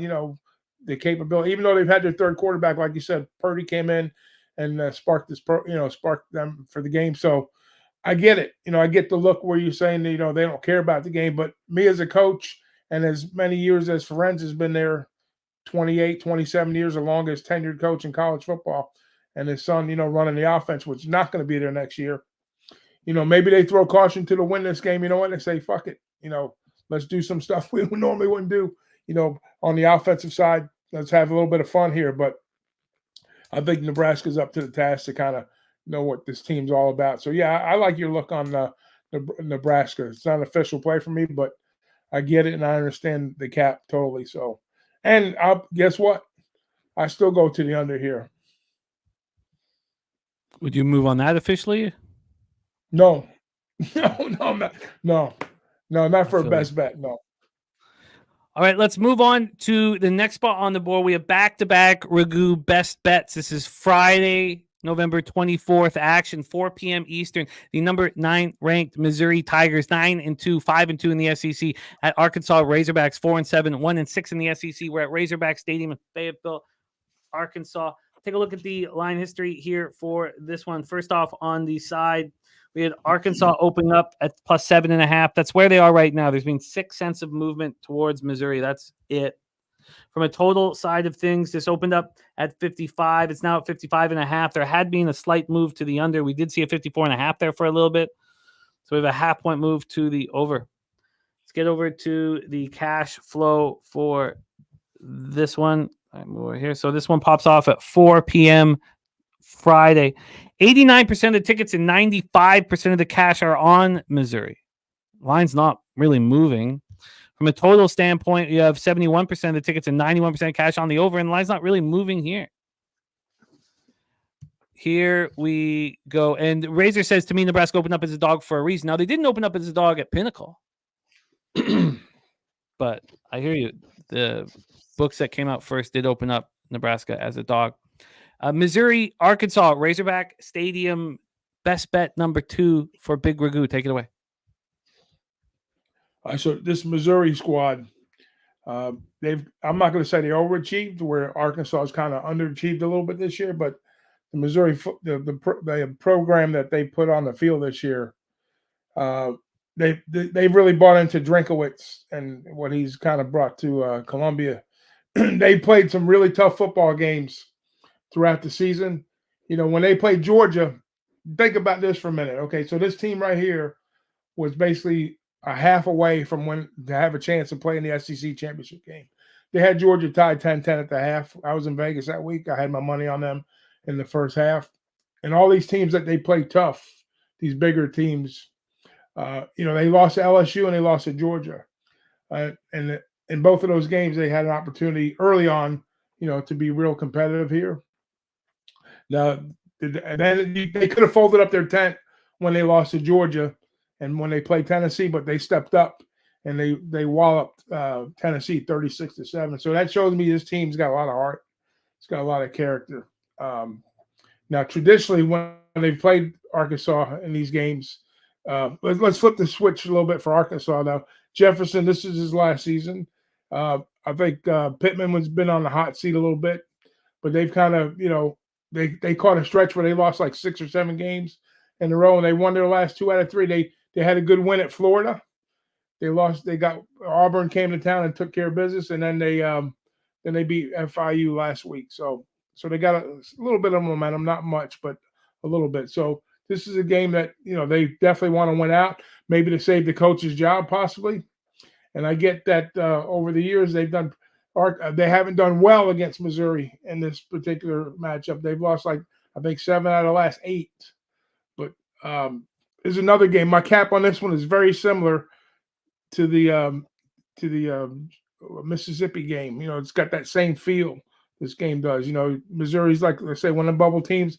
Another one that could possibly, even with two losses, like Mississippi has, they can get a big game, New Year's Day type game here. So this is going to be a style points game. They have the offense to do it.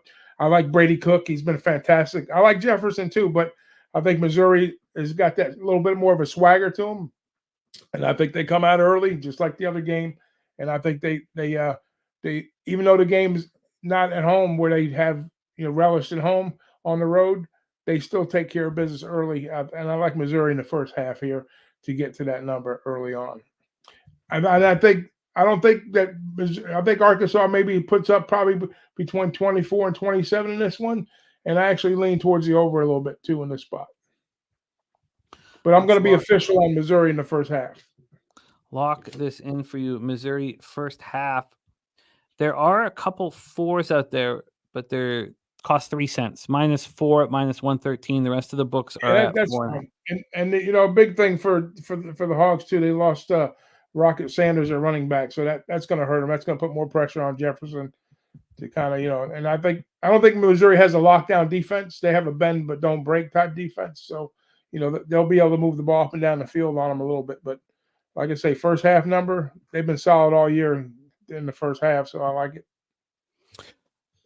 Ragu on the board. Best bet number 2, Missouri first half -4 -113. It's market wide. You can find it at a bunch of books. I shouldn't say market wide because a lot of books are at 4.5, but there's a bunch of books at -4 -115. Pinnacle -4 -113. All right, let's roll on to the next spot on the board. 7:30 p.m. Eastern. Texas Tech Red Raiders 6-5, 5-3 in the Big 12 at the number 7 ranked Texas Longhorns 10-1. 7-1 in the Big 12. We head to Austin for this one. Take a look at the line history. Let's move off the full first half to full game. Friday night action. Friday at 7 p.m. There are going to be a lot of eyes on this. Oh, that's Bulldog. A lot of eyes on this football game. This great state of Texas will be all over it. We open up with Texas at -14. They got down to 12.5. There's been 1 point of buyback last night, so we're at 13.5. So we've had a half-point move towards the Red Raiders. From a total standpoint here, we have a 53 on the board. It's opened up. Oh, sorry, we have 54 on the board. Opened up at 53, so we've climbed 1 point.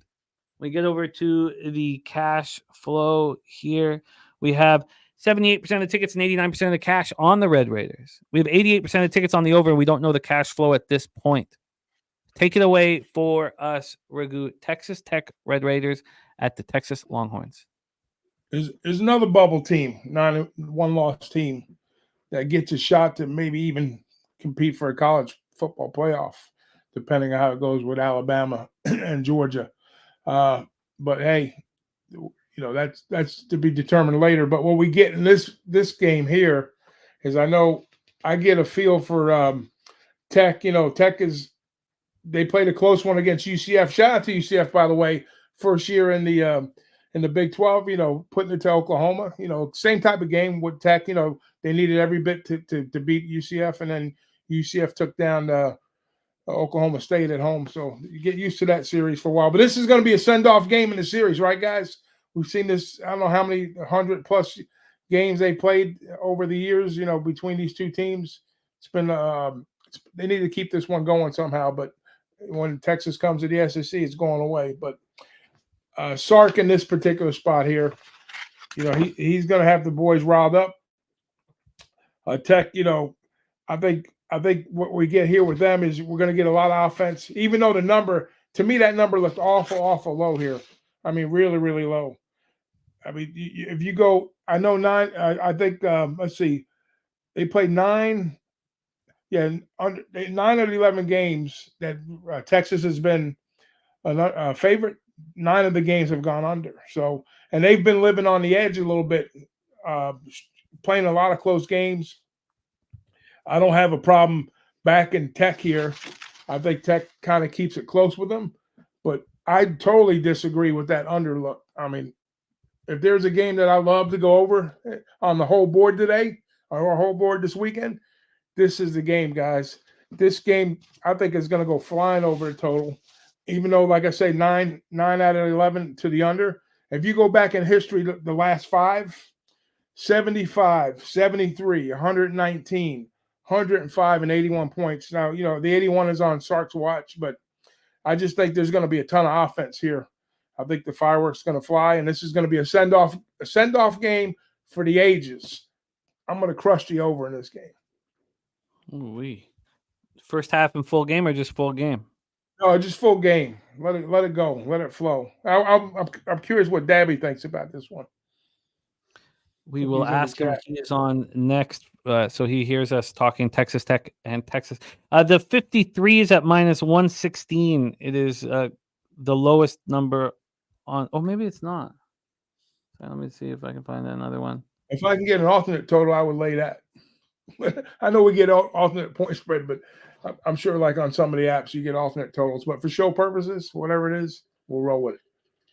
All right, well, let's give you some options here for this one, then go over to Pinnacle for this one. Pops off 7 o'clock on Friday night, and it's moved. God, wow. This has dropped to 52.5 now. Yeah, let it go down. Go down. Go fucking down. keep going down. Wow. Big Ragu boys. over 52.5 at -108 right now at Pinnacle. Wow. All right. Ragu, I that love is, when they know something. I love it. Ragu going up against the market with conviction. Conviction, We move on. big conviction. I love it. We move on to the next spot on the board, and it is my next best bet. 8:30 p.m. Eastern, the number 16 seed Oregon State Beavers, 8-3, 5-3 in the Pac-12 at number 6 ranked Oregon Ducks, 10-1, 7-1 in the Pac-12. We're in Eugene, Oregon for this one. And yeah, I lost with Oregon State against Washington. It was I thought I was live again late, but it is what it is. I lost on it. Washington won by 2.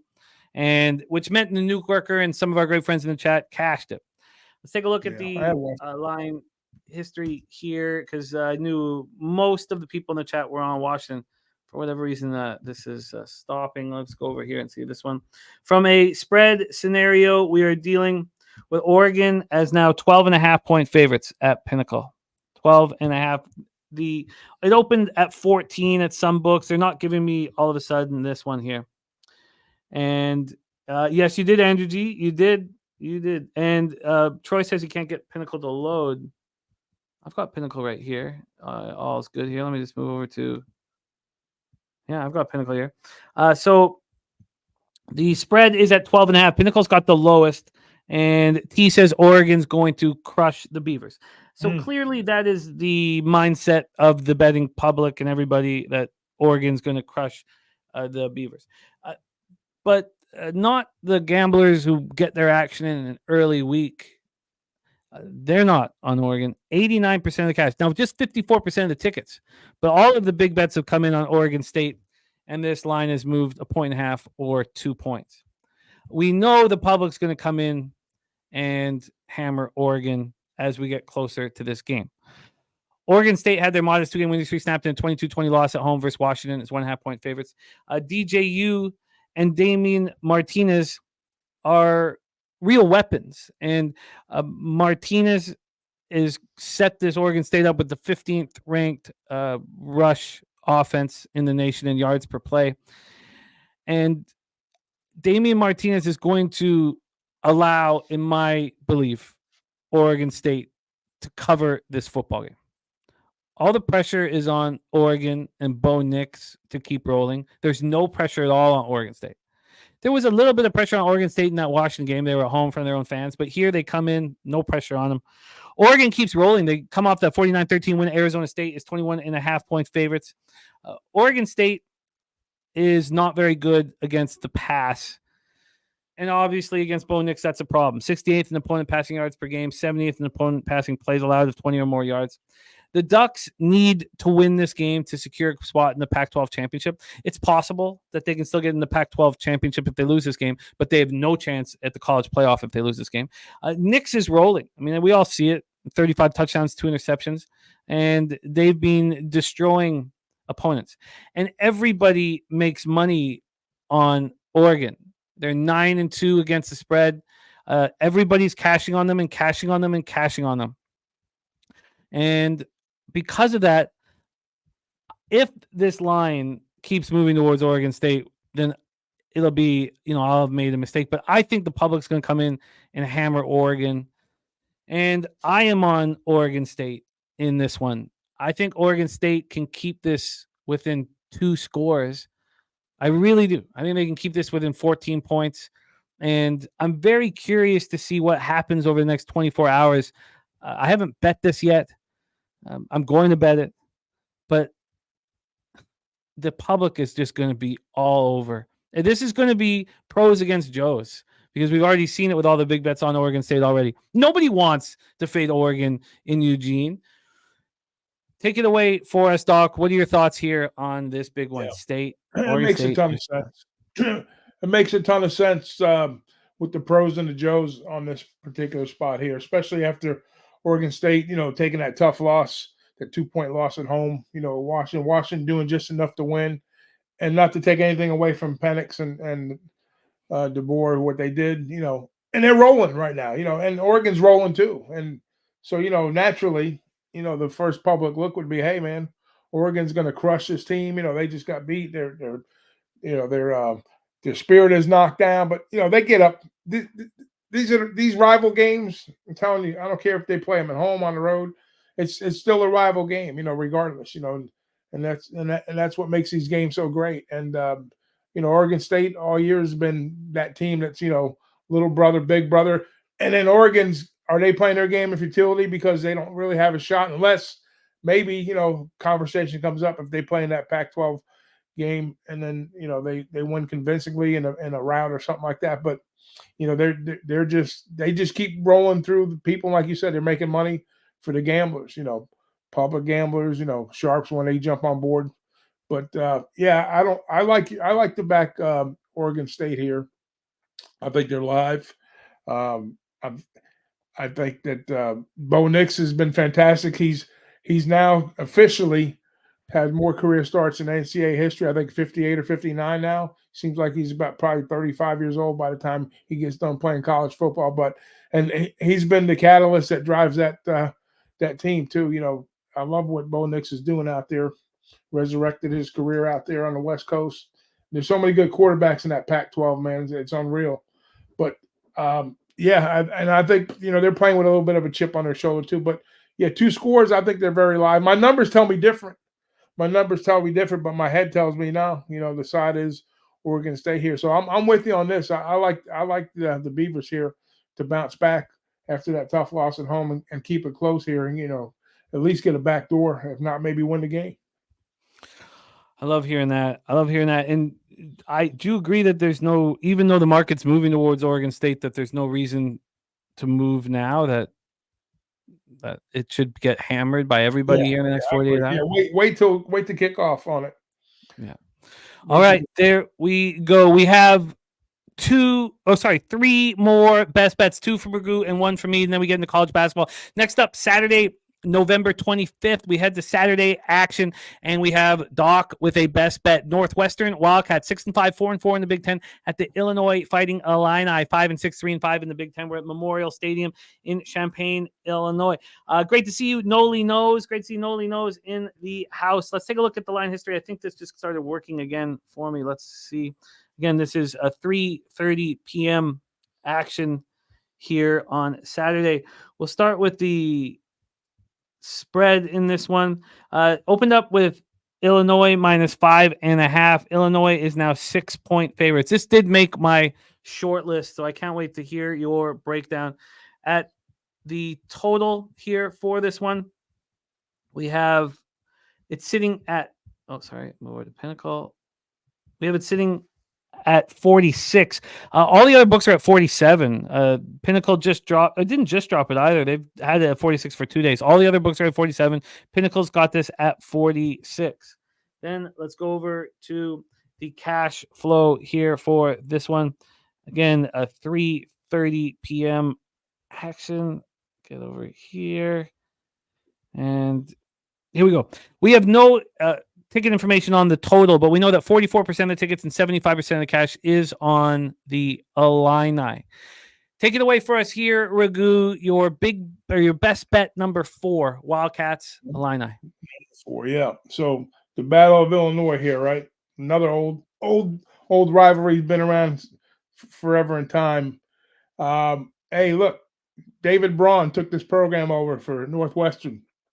When the rails could have came off, with all the stuff that's happened in the Big Ten this year, Michigan State, the nonsense that's going on in Michigan. Here's another program that started out, when Fitzgerald left. So, and you could have wrote them off for dead this season, because they didn't even finish up last year on a good note. But I kind of very impressed what Braun has done with this squad. They've been dynamite at home. If you back them at home, you've made a ton of money with this team all year round with Northwestern. But Northwestern's got 3 games. They're on a kind of a little bit of a roll here. And Illinois at home, they haven't covered a number yet. I think they're like 0-6.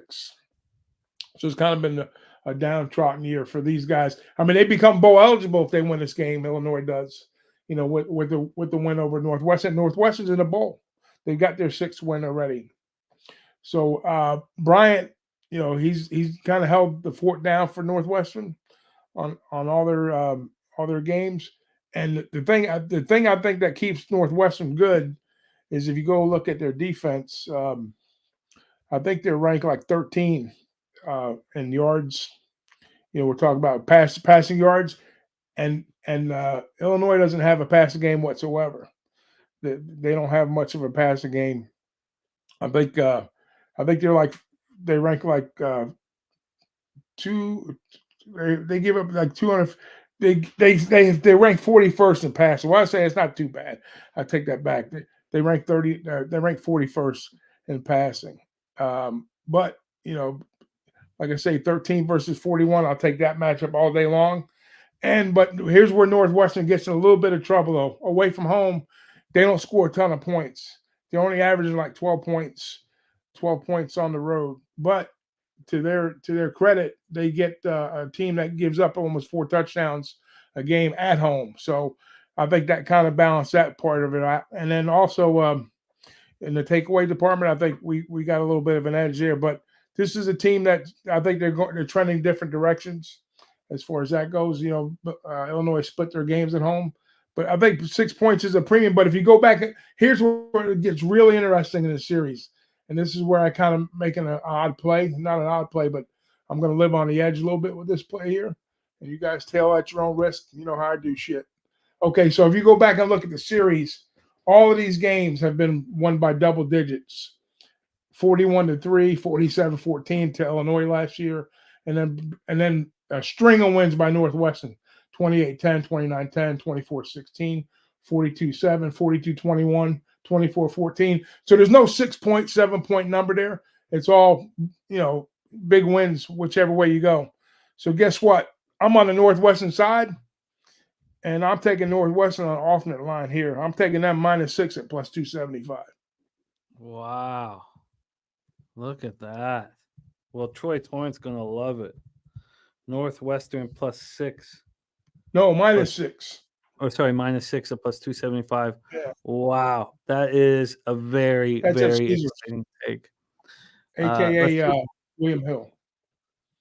I'm curious to see if I can beat that. Let me just quickly try here. They might not let me. No, they're not even going to let me. Wow. You got it. Northwestern -6. And if I lose, guess what? It won't be the first time, and it won't be the last, but at the end of the day, we'll still beat the shit out of the books. I love it. I love it. Troy, also wondering if you are going to make an appearance this year. It'd be big. We need it. We need it, man. Are you possibly making an appearance this year at Pubapalooza 2024, Doc? Yeah. I'll make a cameo appearance one way or the other. I love it. I love it. I love it because, there's a few cappers like you and Loshak that, it's worth the trip. Hey, I'm 2 for 2 with Pubapalooza, so let's go for 3 in a row. Northwestern -6 at plus 275. Let's go into my last spot on the board for best bets. 3:30 p.m. Eastern. Maryland Terrapins 6-5, 3-5 in the Big Ten. Rutgers Scarlet Knight 6-5, 3-5 in the Big Ten. We're in Piscataway, New Jersey for this one. Let's get into the line history here from a spread perspective. We are sitting here with Rutgers at plus 1.5. They opened up at plus 1.5. They got to plus 2. And then they were -1. They were -1 until a move 20 minutes ago. Wow. A big move towards Maryland 20 minutes ago. What the hell is that? And why did that happen? Throws me for a bit of a loop. Let's just like to see what the money line is here quickly. Damn it. I don't like that move back to the Terps. I just want to see it from a money line perspective over here at Pinnacle. That means that the Terps are now -118.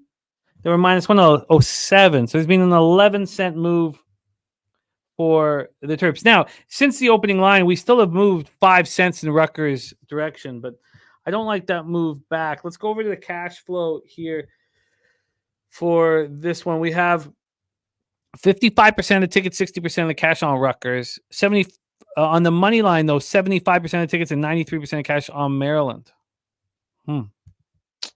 Wow. Okay. So I like Rutgers here a lot. There's our guy, Wine Time Sports in the house. Mikey M says you want to talk about Dirty City. Piscataway, right near the top of the list. Here we go. Last year, these two teams faced each other. Maryland destroyed Rutgers, 37-0. Maryland comes in off a tough 31-24 loss home versus Michigan, 17.5-point dogs. Everybody saw it. Everybody saw how well they played. Tagovailoa, 247 passing yards. He did throw 2 picks, but he looked pretty good against a very tough offense. And they were in that game. And Rutgers comes in off its third straight loss, 27-6 at Penn State. It's 19.5-point dogs. They've scored 6 points combined over their last 2 road games at Iowa and Penn State. 2 very, very tough defenses that Maryland does not have. So the whole world just saw Maryland play a very tough Michigan team close. And now they're supposed to go into Rutgers and beat them just like they did last year when they destroyed them 37-0. This Rutgers defense is strong, and they're really good against the pass. 5th in the nation against the pass. And how does Maryland beat you? They beat you with Tagovailoa throwing the ball. Gavin Wimsatt did not look good against Penn State. You know, he's just went up against the 2 of the toughest defenses in America. Now he goes up against Maryland. There's a bias towards what the Terps just did against Michigan. I think Rutgers wins this football game. I'm a little uncomfortable with this last market move back towards the Terps. Take it away for us, Doc. What do you think of this spot? Big Ten action, Terps, Scarlet Knights. Yeah, Piscataway is the place to be if you want to back Rutgers. You know, back them anywhere but Piscataway. Everywhere else, it's a different team at home. You know, Maryland, they kind of got fucked by the referees in that game against Michigan on a couple plays of the last possessions that they had. Not to make an excuse, they played their asses off. They left everything out on the field. I had Maryland last week against Michigan. Hopefully, they would have took them down to kind of solve some issues for me. But nice team at home, Rutgers. Maryland, Maryland left it all out there. How much do they have left in the tank after a game like that? I'd probably say this is a Rutgers spot if there's a spot to be had. I'm not going to play it. I'm not on it. But if you go back and look at what Rutgers does at home, the only thing they had 3 tough games against Iowa, and Penn State, and then who was Michigan there? 7 points, 0 and 6. But those are different animals. Michigan will give up some points here. So yeah, I get the Rutgers look here, and I like the look, but it's not an official play for me. So I endorse it though. I like it. I'm on it. Move on to the final spot of our best bets with the Big Ragoo. Follow him on X at Big Ragoo 62. He closes up 7:30 p.m. Eastern with the number 24 ranked Clemson Tigers at the South Carolina Gamecocks 5-6 Williams-Brice Stadium, Columbia, South Carolina. Gamecocks got me paid plus money line last week, and I know it was just 17-14 win, but I was very comfortable throughout that whole football game, expecting them to cash, and they did. Rattler, I know, is a quarterback not a lot of people like, but he did the job and got me paid. The question is, what do they do this week? Let's take a look at the line history here. And this is our final best bet on the college football board before we get into college basketball. 7:30 p.m., we have the South Carolina Gamecocks sitting here at +7. There's been no movement at all on the side, none whatsoever. Clemson's taking 1 cent of juice. 1 cent on the 7. From a total perspective, is sitting at 52. It opened up at 52. It's right where it started. Let's get into the cash flow then for this one. We got Big O in the house. Great to see you, Big O. From the cash flow look here on our final best bet on the board, we have no information on the total, but on the side, 49% of the tickets and 65% of the cash is on South Carolina. Take it away for us here, Ragoo. Last spot on our board, Tigers, Gamecocks. Yeah, South Carolina is my second home, in case the guys in the chat don't know that. I had a lot of time vested up there with the baseball program for a lot of years. But now we get 2 quarterbacks. Klubnik, kind of turn the tide a little bit late in the season. Both of these teams coming off 3 wins. A little bit of different opponents, the way they went about it. Clemson, I think Clemson, who they wound up beating, they took down North Carolina last week, which I had them in the under, which both cashed last week, and I had Clemson last week. Georgia Tech and Notre Dame. So 3 decent football programs there. And the Gamecocks, they had a nice win against Kentucky as a 2.5-point favorite, covered with the 3-point win. Shelled Vandy and beat a pretty, up tempo Jacksonville State squad. No cover in that one. They lost. They were laying 14, but still a positive win. So what do we get here today with both of these? We get Klubnik, who's got 19 TDs, 7 INTs.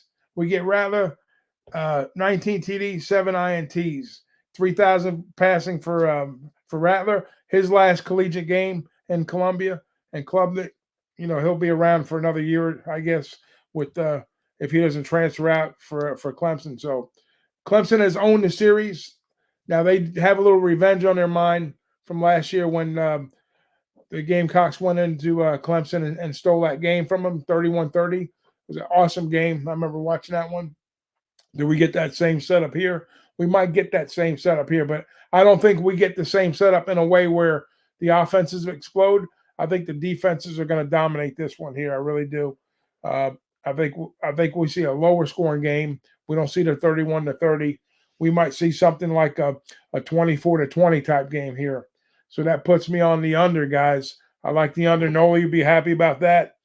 Let's get the under. Let's get the – and I think Carolina squeezes it out 24-20. I'm not on the side. I'm on the total, under the total here.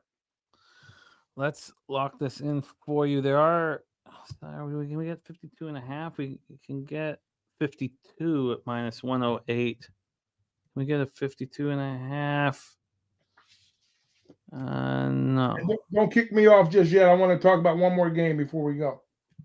Sounds good. The under 52 at minus 108. And remember, as Rigu says, the South Carolina Gamecocks 2.5-point favorites. Not when I gave it out as a best bet. Plus 105 on the money line here on this show.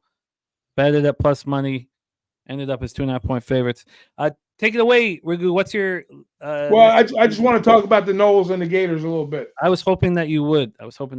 But let's talk about what happened with our guy Travis Jordan. My heart goes out to him and his family. Because the kid played his ass off. He's a good individual. He's a solid leader of the team. So it's a shame to see him go down like that. I know they bumped Florida State down from 4 to 5. Which is that's a shit move. I get it. They're not sure about Rodemaker, but Rodemaker, when he started a couple of years back in 2020 as a freshman, they threw him out to the Wolves. They were making fun of him. He threw a lot of interceptions, that type of thing. He's been an assistant now for 3 years, and he's capable. He's capable of running that offense. Okay, so and the same thing happened with Mertz. The transfer from Wisconsin that was running the Gators. He's out, so they got a backup coming in. So even though Florida State's the Gators are always dangerous getting points, and especially you're going to go up there close to 90,000 fans. They're going to be screaming up in that game Saturday. So that's going to be a tough spot. But I think Rodemaker is up to the task. I really do. So if you guys have any interest in back in Florida State, don't shy away from this kid. I think this is going to be his coming out party. I think we see a good game by him. I was listening to a lot of the press behind the scenes on this game, with Florida State, and a lot of positive things.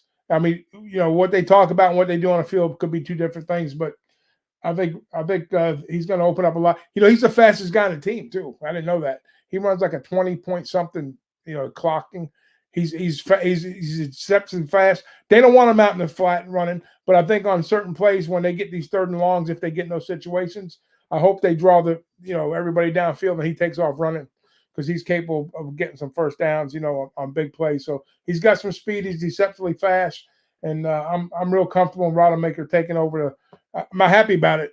I'd like to see Jordan, make a run for the Heisman, which he deservedly so. But anyways, I'm going to be cheering for the Florida State fan because I'm a big fan anyways, but I'm not afraid Florida State to lay the number here. So I'm not going to – you know what? Fuck it. Go Noles. We're going to make it official. We're taking the Noles in this game. And it's moved back to 7. The public is on the Gators. 70% of the tickets, 72% of the cash, but it's back at 7 at Penny. Let's just see, but it's at plus money. I was very interested in Florida State, but I love it's going to be a drop off, without question. Because Travis is such a leader of that team, So now, the pieces around it, they got enough weapons. Yeah, they got solid defense. Offense is good enough. I know he had a special relationship with Wilson on big, third down plays and whatnot. And he could pull it down, take off, and convert a lot of stuff on his own. He put the team on his back when things weren't going well overall, but he accounted for a few victories on his own in that regard. But there's a lot of weapons in Florida State, and it's a system, and the Gators are always dangerous. But with the new quarterback, quarterback for quarterback, give the nod to Rodemaker, and talent-wise, give the nod to the Noles, and they still stay alive, for the championship. They play Louisville in the ACC championship, by the way, and Louisville's got a little revenge on their mind too, but I don't think they get there. As long as Rodemaker comes out healthy out of this game. Florida State -6.5 at -110. It's a little more expensive at Pinnacle right now. I'm interested in Florida State as well. Yeah, I love. I'm gonna make a fan bet on that one, but I think it's really not a fan bet because I think that it's deserved. They're favored for a reason, even though, like I say, I hate betting against the Gators when getting points in the swamp. But go Noles, go Noles. Oh, the stadium's going to be electric, man. Yeah, my son wanted to go to the game. I said, nah, not on my life. I don't want to put up with them 90,000 idiots up there. Florida State -6.5 for Ragu. He's on the under 52 -108 in Clemson, South Carolina. I'm on Rutgers. Ragu is on Northwestern on the alternate line -6 at +275. I will be on Oregon State. I'm not on them yet. I'm going to wait. Ragu's on the over 52.5 in Texas Tech, Texas. Ragu's on Missouri first half -4. And I am on Nebraska. Ragu's on Ole Miss first half -5.5. And that is our college football best bets for Wednesday, November 22nd. Big Ragu, thank you so much for making time for us, my friend. We love it. Absolutely love it. And can't wait to rock with you at Pub Up Palooza. Big Ragu, follow him on X at Big Ragu62. Ragu, any last words for the Cappers supporting the show? No, just, we got mad love for you guys, and I want to wish everybody a happy Thanksgiving in advance. I know the Canadians, you don't celebrate our Thanksgiving, but you do Thanksgiving. So happy holidays. Everybody spend time with your family. Enjoy. And let's cash some fucking tickets. There he is, the Big Ragu in the house. We go from college football to college basketball, fresh off of board sweepage last year, moving his record to 5-0 here on the show. And we'll have all that up as soon as we get Jose back in business. We'll have all those records up here on our show. He's not nary a loss in the college basketball season for our next guest. Coming to us from Dallas, Texas, the star of Medicate Mondays and the star of our college football live stream on Saturday, Michigan, Ohio State. Please welcome Mr. Dabby Cab to the show. Dabby, how are you? Oh, Jimmy, I'm great, man. College basketball is up and rolling. We've already got games going right now. I'm here, on the best fucking sports gambling channel with the best chat, the best host. I'm ready to make some money, man. Well, you were spectacular in your last performance here on the show. We got a wild game going on right now with North Carolina down 6 at the half in the battle for Atlantis. But you start your card here in an hour and 23 minutes. Let's set this all up. Let's move my everything over to NCAAB. That moved, please, to NCAAB. What the hell? There we go. NCAAB, we're locked in. And we get over our spreads over to NCAAB as well. And here we go. We are locked and loaded. So you get started at 2:30 p.m. with a beauty. I thought this moved over here. Sorry, I thought I had this set up. Sorry. Take 1 second. Should have had this all set up beforehand. But it is set up now. Shout out to everyone in the chat while you're pulling this up, man. BJ, Wine Time, my guy Razor in there. He said Medicate Monday's running hot. He cashed again on Medicate Monday. So shout out to him bringing that straight fire, man. As he does. As he does. All right. We head to the Bahamas for your first action, Dabby Cab, coming off board sweepage. Texas Tech Red Raiders. Also, a quick question here. We did, Ragu did ask what you thought about that Texas Tech Texas football game coming up this weekend. What are your thoughts? I can't believe that the line is coming down, especially with the money. Razor said the money's on the over. Sometimes they get that shit wrong. I agree with Ragu. Points. It's what we notoriously see. Tech versus Texas Tech.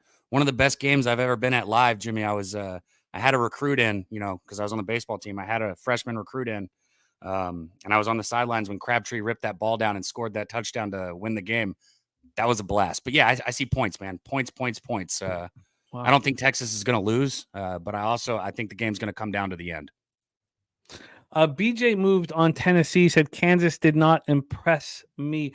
Resisting it all, ready to get to work. Great group joining us here. And Equinimus just max bet the Blue Jackets.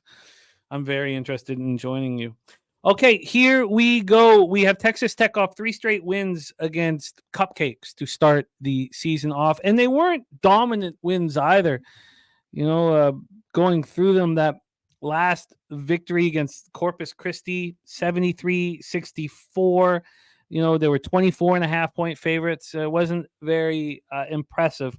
And now they face a Villanova team that lost at Pennsylvania 76-72 as with a shock and awe loss. Now they bounce back at home to beat Maryland 57-40.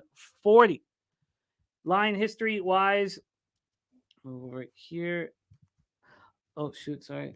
God, what the hell is it all? Here we go. We'll start. Why don't we go into the cash flow first here instead? We have 36% of the tickets and 52% of the cash on Texas Tech. 36 and 52. Bigger bets coming in on Texas Tech. And 65% of tickets and 84% of cash on the under.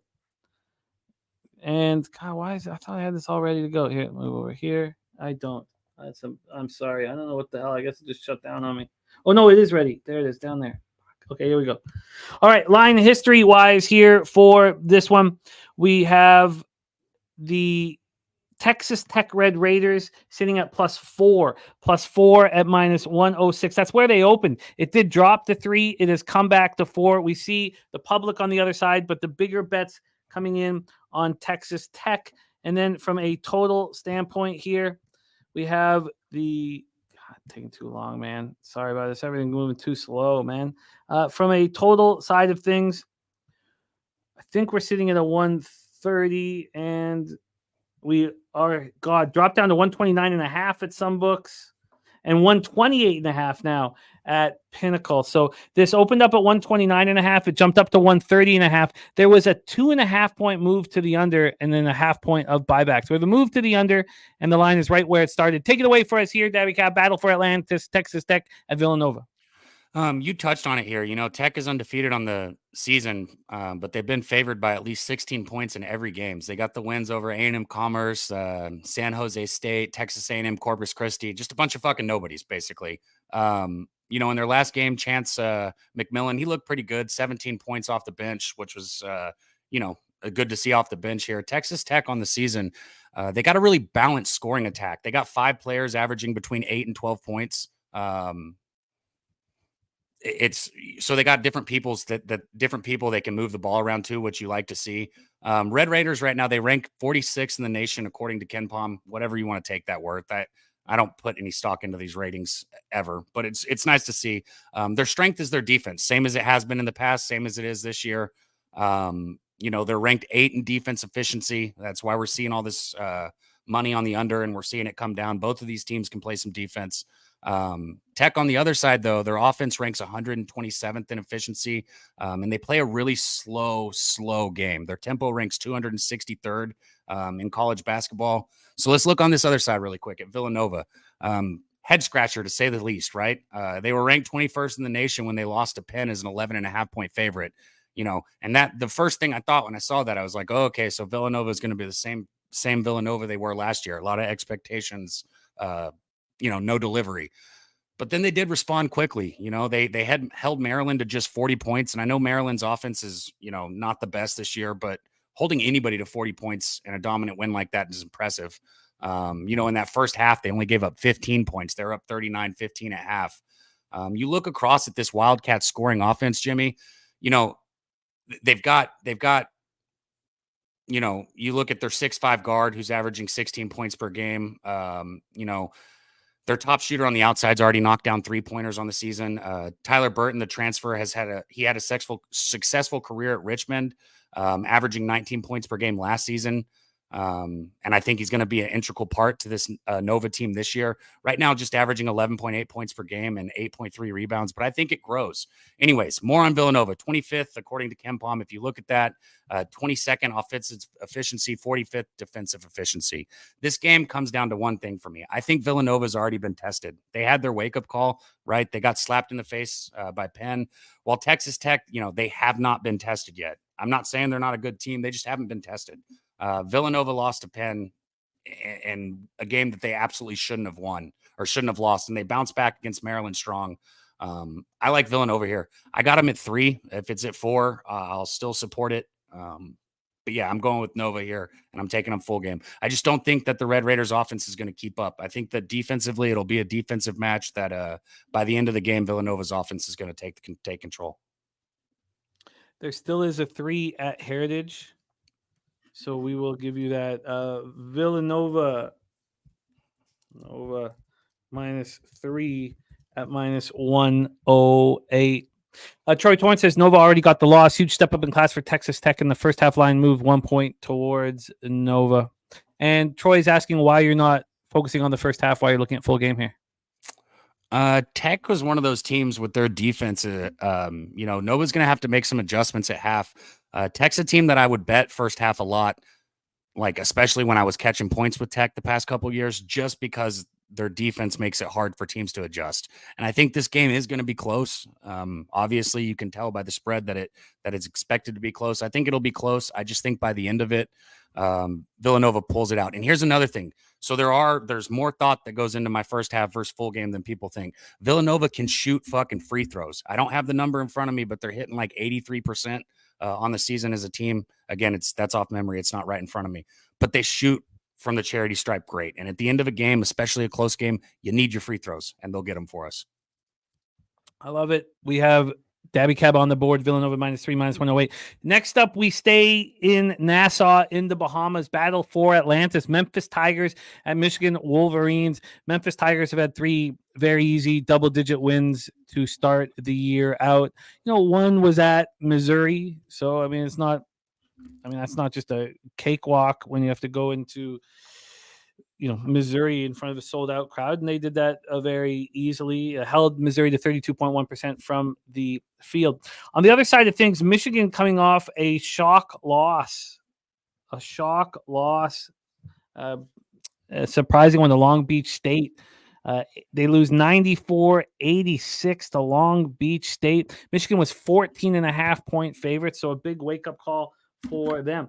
Take a look at the line history here. We have Memphis opening up at -1.5. That's right where they are now. There's been a 6-cent move to Michigan, but the line has not changed. And from a from a total standpoint, this has dropped 5.5 points from 158.5 all the way down to 153. And when we get to the cash flow for this one, we have, past it, sorry, 5 o'clock. We have 49% of the tickets and 79% of the cash on the under. We've seen that under drop 5.5 points. From the side, on the spread, 36% of tickets and 64% of the cash on the Wolverines, despite that loss. Take it away for us here, Dabby. Memphis, Michigan. Memphis with Penny Hardaway, everybody has their opinions every year in and year out. Last year, I was high on this Memphis team just because they didn't have the hype coming into the season. And this year, they kind of don't really have that hype either. I know they overpowered a couple weaker opponents, like you said, but they were 2.5-point underdogs against Missouri. Ended up winning that game from by 15 points, I think. You want to look at the transfer portal. Who is the team, right? Are they meshing well? So it starts with David Jones for Memphis. He's been their top performer this year. He's the 6'6" forward that transferred from St. John's last year. He was averaging 13.2 points per games for them. This year, he's sitting at 15.7 from Memphis. And then Javon Quinterly. I know that's a name that's going to ring some bells for people because he was a huge factor in that Alabama offense last year. He was averaging 14 points a game for that, very good, potent offense at Alabama. And now he's here, with the Memphis Tigers. And then you look at Walton, Jaquan Walton came from Wichita State. He was averaging 14.7 points per game and 5 rebounds. This team, Memphis, recruits. That's what Penny Hardaway does. Some people can say he's not the best coach. I hear that. I'm not here to debate that. As far as recruiting goes, though, Hardaway puts fucking good players on the court. And this Memphis team is stacked from top to bottom. I think that when it comes down to this matchup for me, choosing Memphis was, one of my higher confident bets that I made today. Their balanced offense approach is only exemplified by the fact that they put up 85.3 points per game. They're shooting at a 48.9% field goal efficiency right now. And on defense, they're outstanding also. They crash the boards. I'm a Tigers supporter here. I got the Memphis Tigers full game, and I might even add them first half. All right, let's lock that in for you. Memphis full game for Dabby Cab, and we can get you a nice number here. So we have minus ones, -1 at -110. We should probably go over to the money line because of that. We got -1s on the board. So let's see what it would cost for the money line. -1 at -110 is available. And from the money line, we have -114. -114 on the money line? Yeah, I'll take that. All right. Locked in for Dabby Cab. Best bet number 2 on the college basketball card. Memphis -114 on the money line.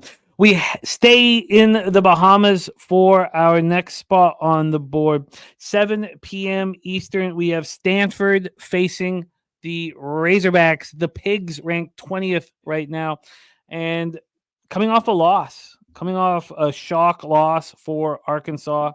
UNC Greensboro goes into Arkansas and beats them as 14.5-point dogs. Absolutely shocking. Then for Stanford, they lose to Santa Clara by 12. They bounce back by beating Eastern Washington by 25. So both teams have L's on their card. Let's see what we're talking about from a line history standpoint. Move from money line back to point spread. And here we go. From a line history standpoint, we're sitting here with Arkansas as 6.5-point dogs. They're favorites, 6.5-point favorites. They're 7 at some books. This moved to 6 briefly at Pinnacle, but it's back at 6.5. So there's been no movement on the side. On the total front, we have this sitting at 152.5. It's all over the place. It's 152.5, 155. This opened up at 158.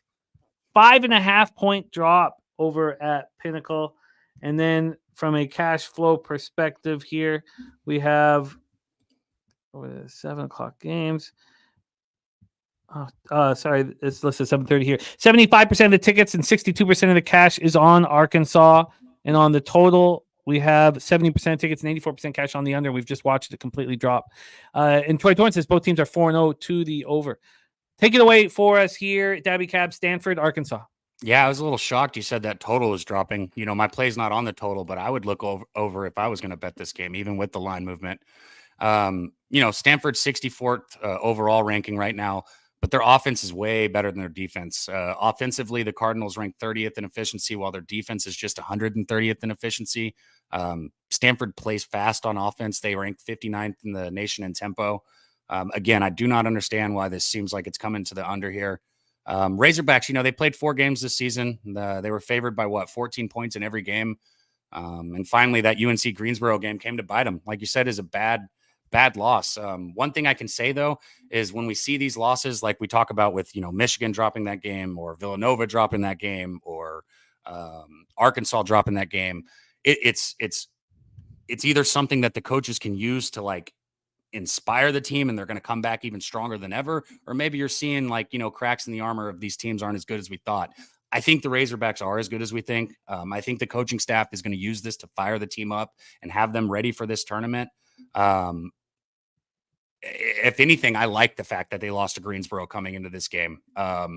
Arkansas is just flat out the better team here. You look at their players, Battle, Mark, and Ellis. They're 3 high-level guards. Their speed, their athleticism, they're just not something that I think Stanford's going to be able to keep up with. You know, you can argue, Arkansas doesn't just have the top player on the court. They're going to have the top 2 or 3 players on the court. And when you got that, it's just hard for me to look the other way, especially after a loss. They should be fired up coming to this.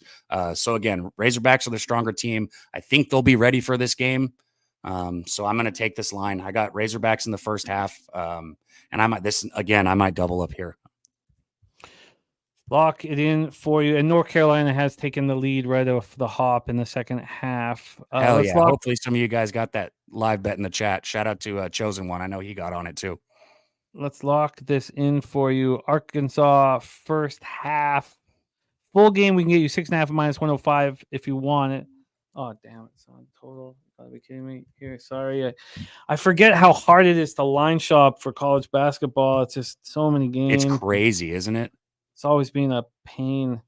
Here we go. So for the first half, we have 3.5s across the board. 3.5s are market wide, minus 3.5 and minus 110 for the Pigs. Arkansas first half, minus 3.5 and minus 110. Move on to your final spot on the board, and we head from Bahamas to Honolulu for the Maui Invitational.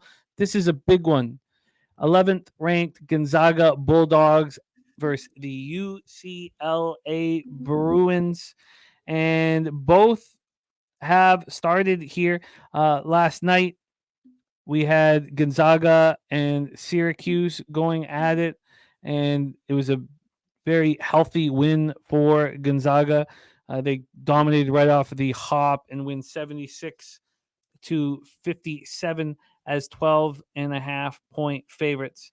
So Gonzaga getting their legs under them and coming off of a win. On the other side of things, we have UCLA. And UCLA opened up. Here we go. Their Maui Invitational versus Chaminade Silver Swords. When I read that, I was like hesitant. I was talking about that game, Jimmy, and I was like, I don't want to say this name because everybody's going to jump on me like, you don't even know the school. Like, no, I don't fucking know the school. I don't know the school either. Let's go. Let's go into the line history for this one. We're gonna go. Well, I mean, it's not a Div 1 program, right? We know that. We know we haven't been missing out on Silver Swords action. Let's take a look at the line history here for this one, and this is tight right now.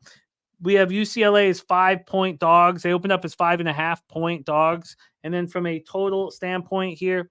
I'm still in the first half, so let me move over to full game. And on the full game here for the total, we're sitting at a 139. This opened up at 140 and has dropped 1 point. And when we get to the cash on this one, again, this one is at midnight tonight, late, perfect degen action. 45% of tickets, 59% of cash on the under, and on the spread, we have 47% of tickets and 56% of cash on UCLA, and a half-point move towards them. Take it away for us here, Bulldogs, Bruins. One thing it's I'd be remiss if I didn't say something about the last year's game, in the tournament between Gonzaga and UCLA. I know everybody remembers that because that was one of the best basketball games. UCLA hit that 3 to go ahead. Will they go up by 2 or 1 with 7 seconds left? And then Gonzaga went right down the court and took that 3 from deep. And I thought it was just an awful shot and drilled it. Ended up winning that game by 2 points. Just an outstanding back and forth matchup. Shout out to our guy Troy Torrance in the chat. He said Marquette might be the best basketball team in college basketball. I think right now, early, I don't see how you would say anybody else is.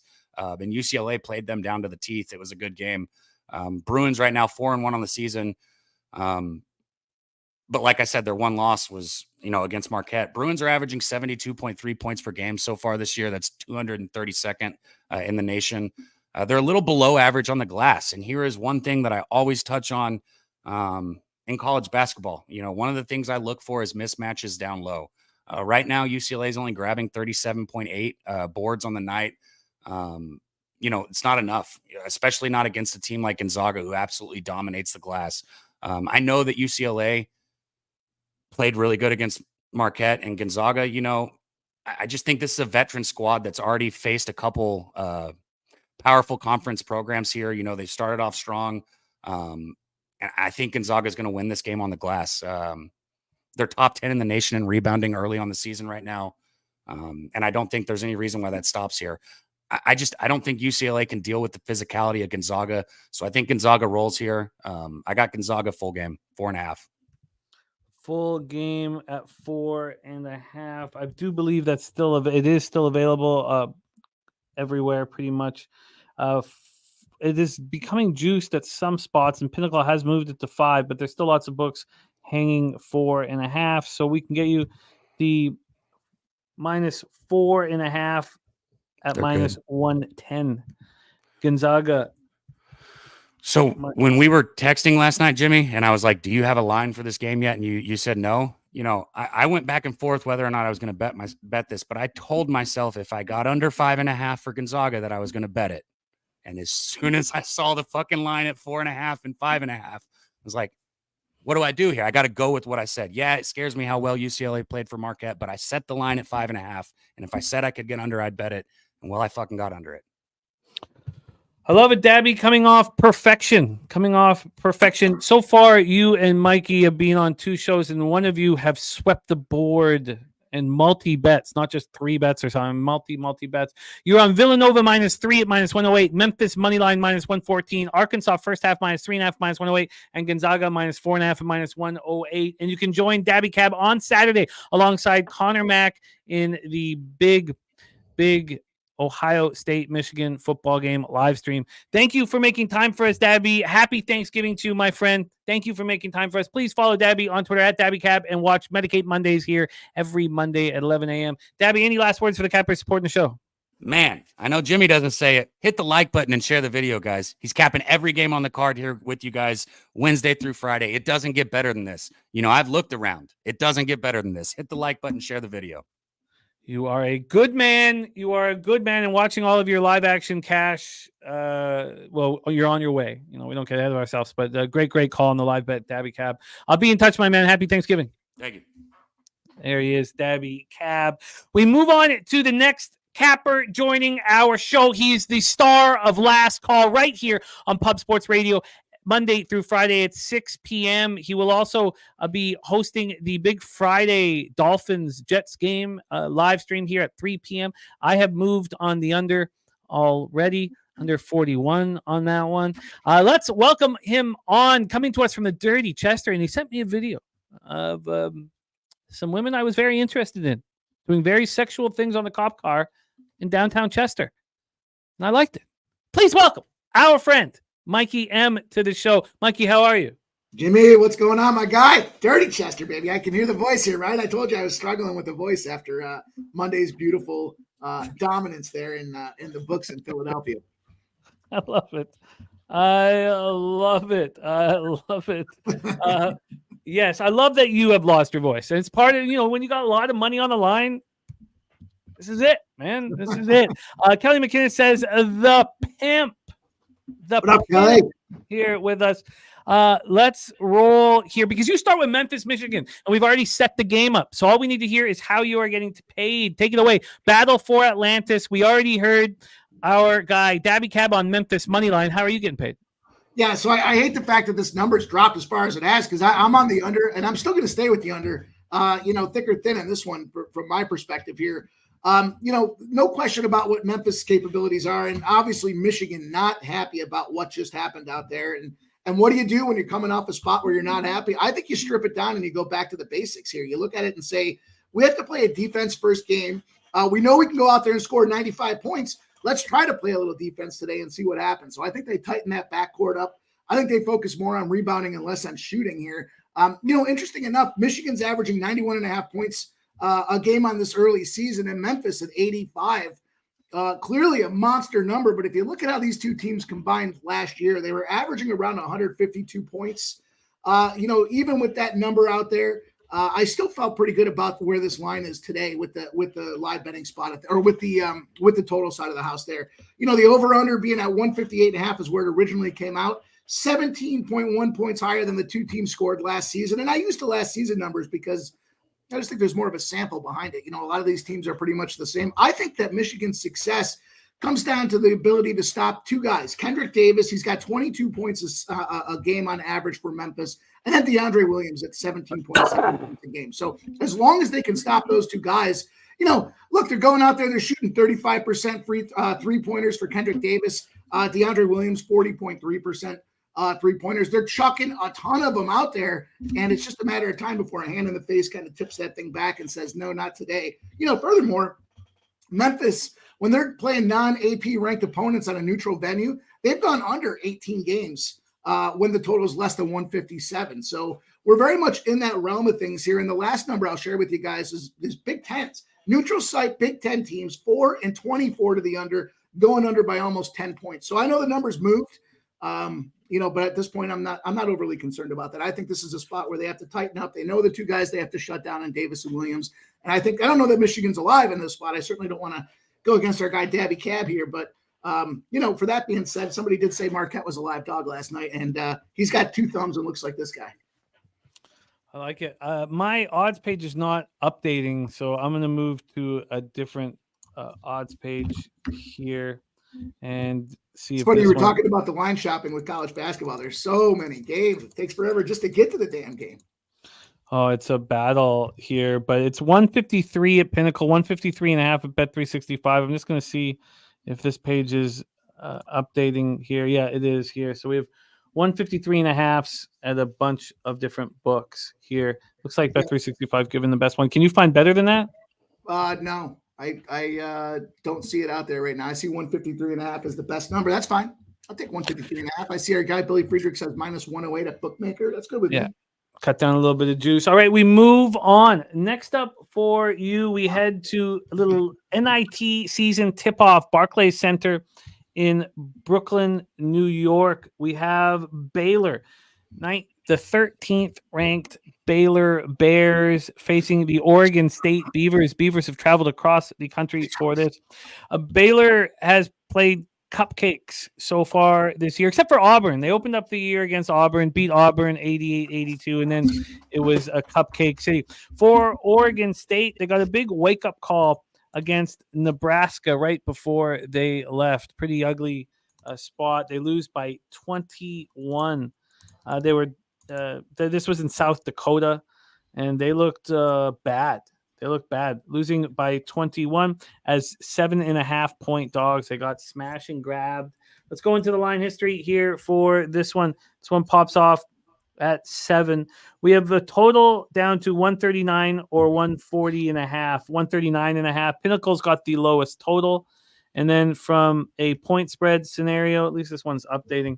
From a point spread scenario here, we have 16 or 16.5-point favorites, depending on where you shop.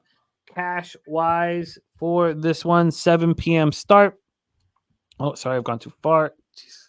God, it's annoying. Okay, here we go. Goddamn silver swords.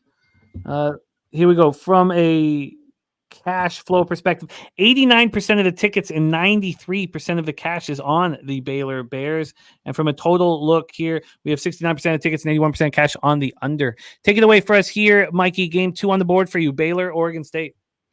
Yeah, so I got to go with Baylor in this spot here. For me, I'm going to lay the big number. I know it's a big number here against the team, you know, in Oregon State that's looking at 3-1 right now. But you got to peel back the covers a little bit here. Look at Baylor. Baylor's beating up. They're putting literally boots to ass, right? They just took down UMKC 99-61. You know, Weber wasn't a cover, but they won 77-62. And they played Auburn as a dog. They came out and they beat Auburn outright there. And we know Auburn, very strong team. Auburn just went out there and won by 30 points last night. So, you know, I think when you look at the schedules and who these two teams have played, Oregon State's kind of in a rebuild spot for themselves here. And yeah, they came out 3-1, but they turned over a ton of talent out there. They got a lot of freshmen in the squad now as well. And last season, 11-21 last season, trying to bounce back. Yeah, they're 3-1, but who'd they play? They played Linfield. They played Troy. They played App State. When they finally got up to a team of any kind of notoriety, and I would air quote it, but at the end of the day, Nebraska put the hammer to them. They bludgeoned those guys out there, and they got beat down. So, I look at Oregon State, 290th defensive rebounding. When you look at, the other side of the house with Baylor, they're a top 10 rebounding team out there.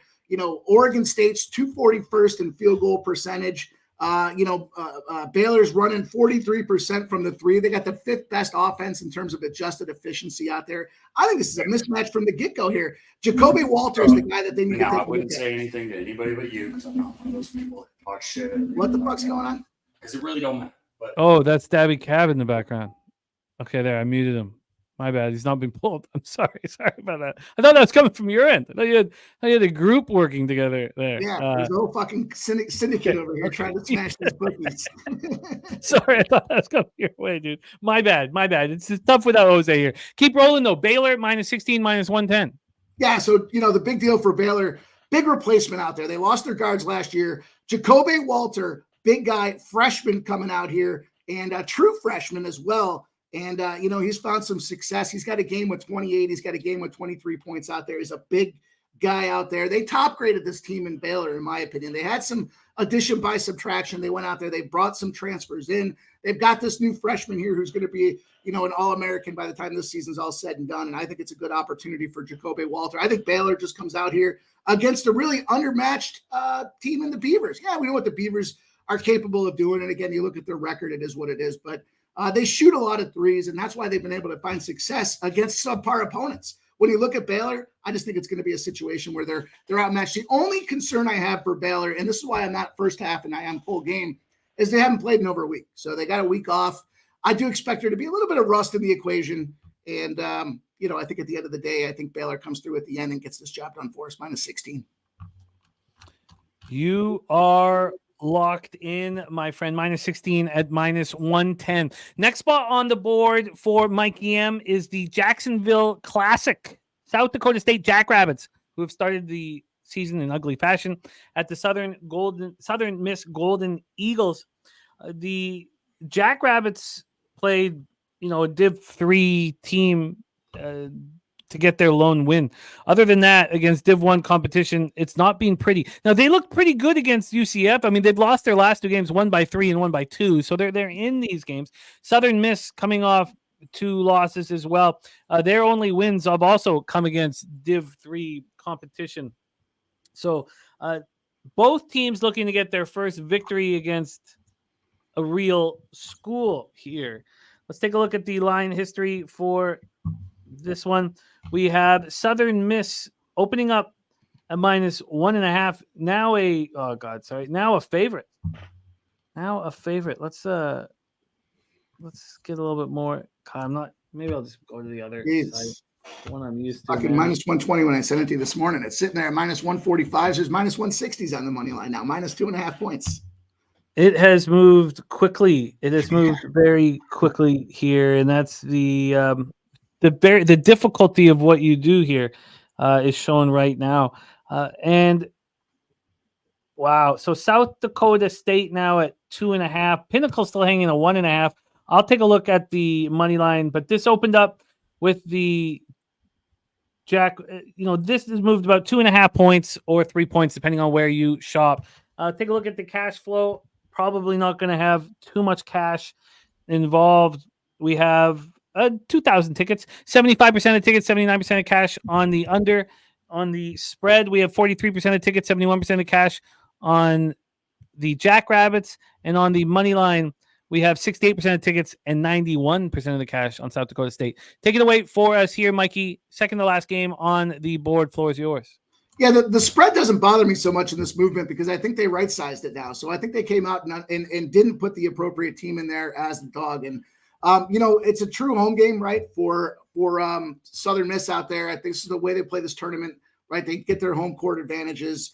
And I think with this case here, you look at a team in the Golden Eagles, they got a 26-point scoring differential. They're typically outscoring their opponents by over 5 points. And then if you look at this other side of the house here and you see South Dakota State is 1-4, and you look at it and go, man, they stink. But if you pull back the covers again in this game and you start looking at opponents and who they played, at the end of the day for this team, in my opinion, not a situation where you want to buy on Southern Miss. they got a team, a CSF, Southern Fullerton game. They lost 74-67 as a 1.5 point favorite.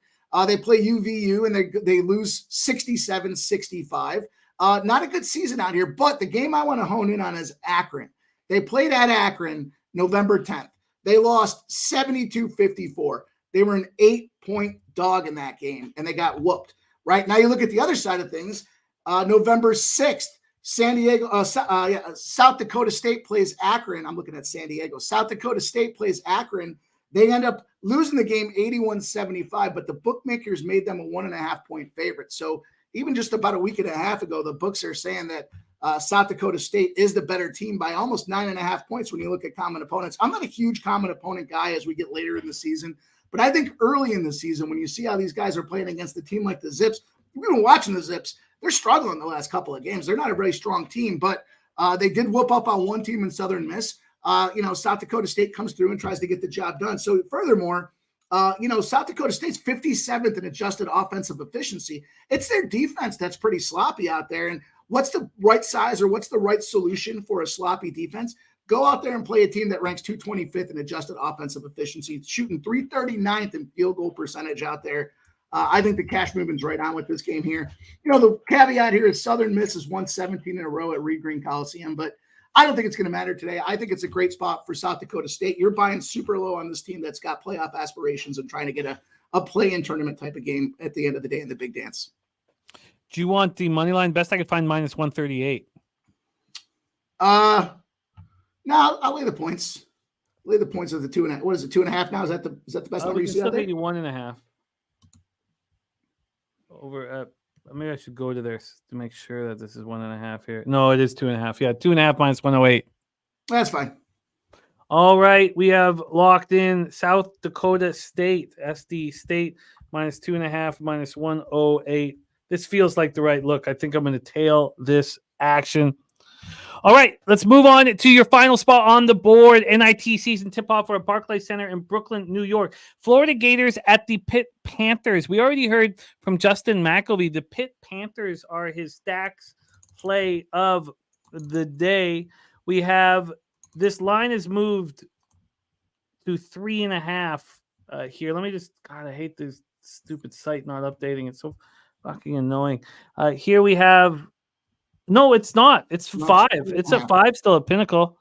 Yeah, I'm signed in and it's 5. So it's still 5 at Pinnacle. It's moved to 3.5 at other books, but we got a 5 right here. Let's take a look at the situation for our guy Mikey, his last spot on the board, and I don't have it up. Let's go to the cash flow then instead. God, so many games. I gotta get better at this. We have on the money line, 59% of the tickets on Florida, but let's go to the spread. Here we go. With the spread, you have 47% of the tickets, 45% of the cash on the Panthers, and on the total, you have 35% of tickets, 48% cash on the under. Take it away for us here, Mikey, your last game on the board. Florida Gators, Pittsburgh Panthers at Barclays Center in Brooklyn, New York. Yeah, BetMGM's got a +5.5 out there at -115, so I'm going to jump in on that number. And again, another spot where I expect them to have the wrong team favored here. I don't know why people continue to move on Florida, with the exception that, they're 3-1, I guess you could say that. Yeah, that's a big deal. I clearly support that. I know that is, but where this game comes down to it for me is going to be the rebounding and free throws here. So last year, Pittsburgh had a tremendous second half of the season. They were making moves. They went into the playoffs until they got finally zapped by a team in Xavier. But the big problem for them was big guys, poor defense, right? That was their big issue last season. And I think they've tightened that up this year here. Now, Florida, number 1 team in offensive rebounding. They're getting 50% of the rebounds on this. It's unbelievable number that they're out there posting up here. And no doubt they're number 1. But if you kind of look back at Pittsburgh, Pittsburgh's 4th in defensive rebounding and 12th in offensive rebounding. Florida ranks 279th in the nation in turnover percentage across the circuit there, across the board. And I think that's a bad recipe now when you look at how this game's going to potentially match up. In my opinion, yeah, the Panthers are unbeaten record. They're scoring a ton. They scored a bunch last year in the second half of the season, and that has carried over.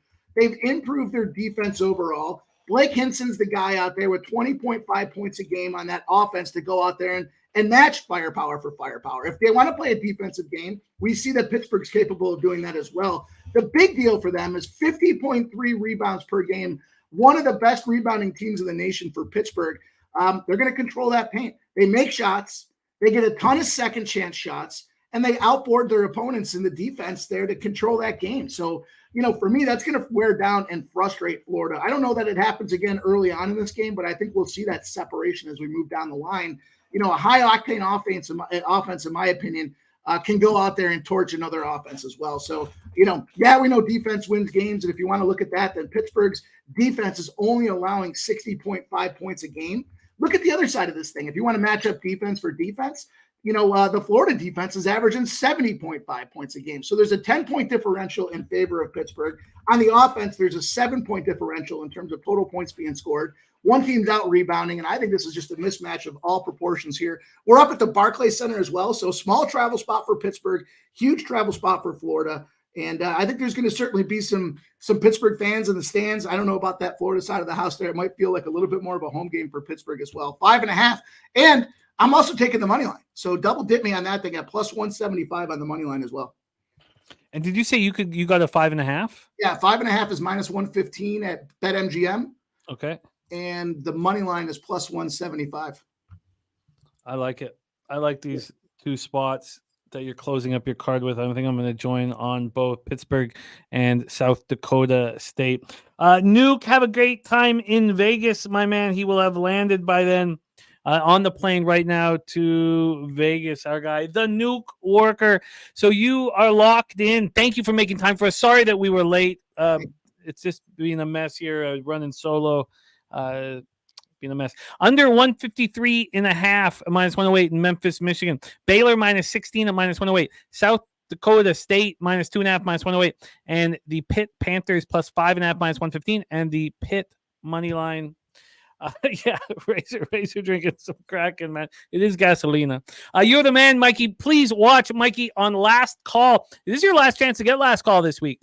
Tomorrow there's no show. Hopefully Mikey can jump on some of our live streams, and then on Friday he will be hosting the Dolphins live stream, so he may need to rest his voice. But this is your last chance to catch him. Great job, Mikey, my man. And please follow him on Twitter at PimpSlapPod. Any last words for the Capper Sport in the show? I appreciate everybody being in the chat. Shout out to everybody in Niagara Falls. Hope everyone's safe up there. I'm not sure what happened, but it doesn't look good. So what the hell is that? It looks like the Rainbow Bridge. There's some incidental behavior happening at that Rainbow Bridge at Niagara Falls right now. So hopefully everybody's safe and sound, and it's just an accident and nothing more than that. So again, congrats to everybody out here, man. Let's get that cash. Let's make that money. Let's have a safe and happy holiday weekend. You guys will see me with Last Call tonight. And then, of course, we got live streams popping all weekend. You guys know that's where we make our cash. Them live streams are bangers. It's nonstop cash, and hopefully it continues for everybody. I love it. There he is. Star of the Pimp Slap play today. Mikey M in the house. All right, we move on to NBA. We have an enormous NBA card, and I've been running really nice, and he is a big reason why I'm now 14-7 on the year in NBA. And it helps working with cappers like your next guest, coming to us from Las Vegas, Nevada, with the giant. We had a reprieve last week with 8 games. Now we're back in the goddamn battle. Please welcome Mr. Dutch Boy Fresh.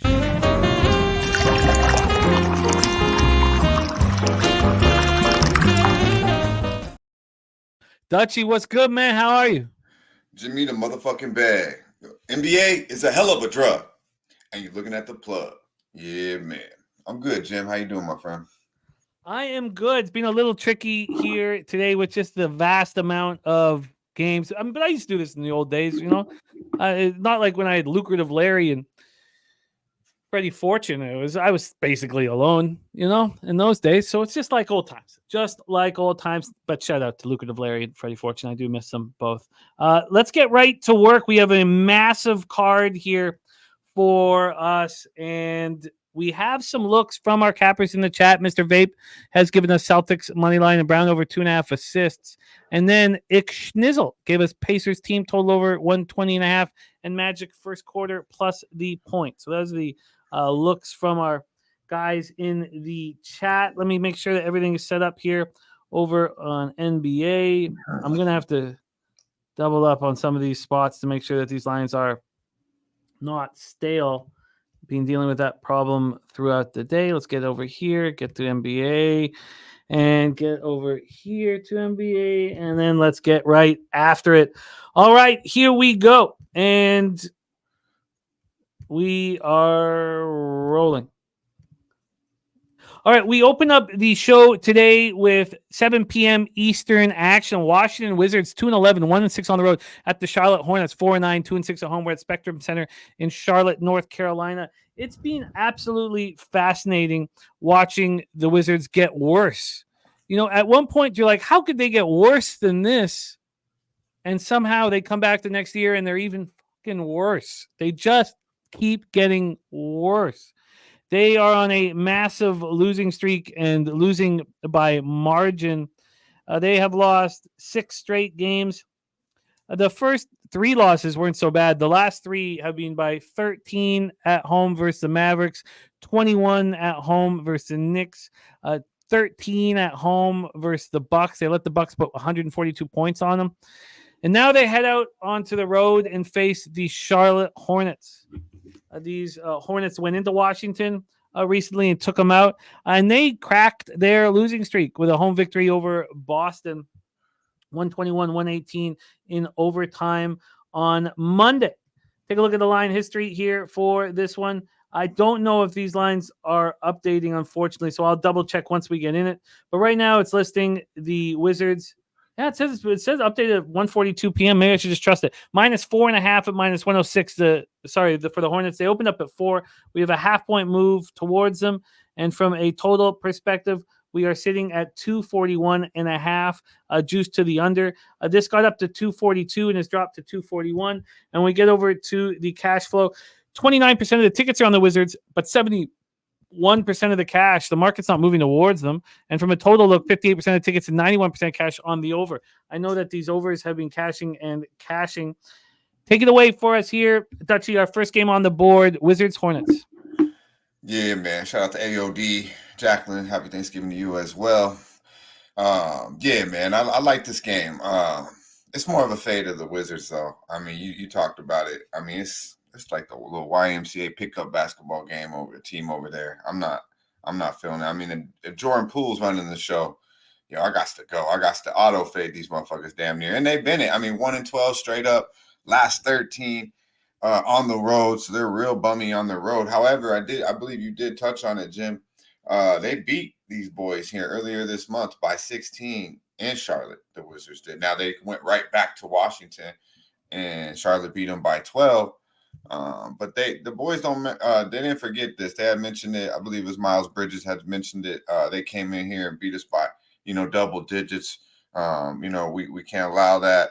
Obviously Miles Bridges coming back from the controversy. But say what you will about it is off the court issues. I mean, we know he can ball.